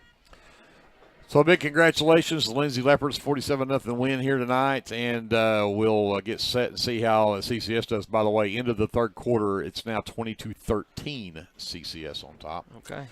So, some people may be rushing back down toward Norman to try to catch the final quarter of that one to see how that one comes out. But, of course, stay tuned to KBLP.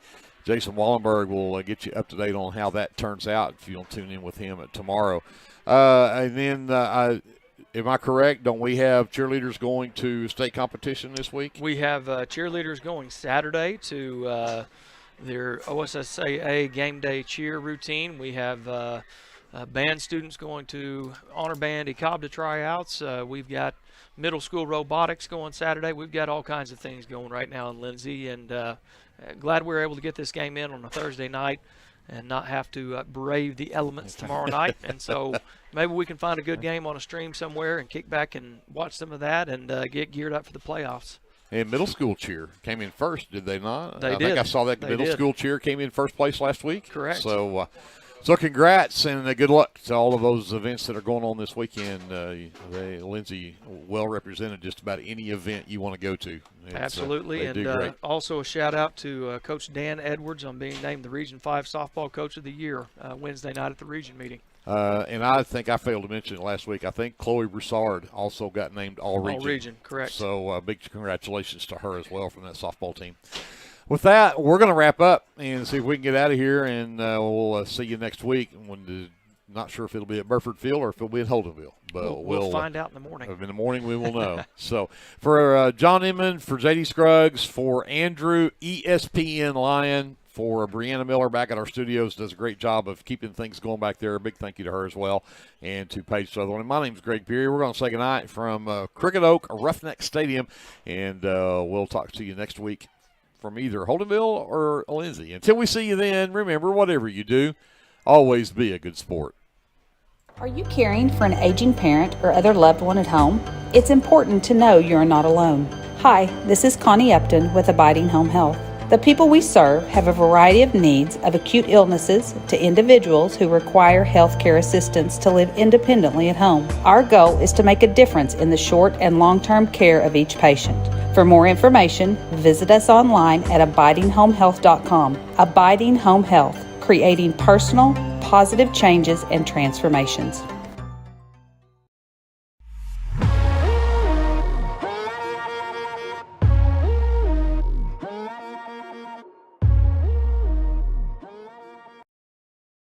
Get your game day, or any day, off to a great start with Hot Mess Coffee at 213 South Main in Lindsay. Hot Mess Coffee Co. offers coffees, lattes, teas, and other tasty beverages, plus great food, too. Good luck to the Lindsay Leopards from Hot Mess Coffee Co. and Java House Realty at 213 South Main in Lindsay. Morris Motorsports in Chickasha, Oklahoma would like to wish the Lindsay Leopards the best of luck this football season.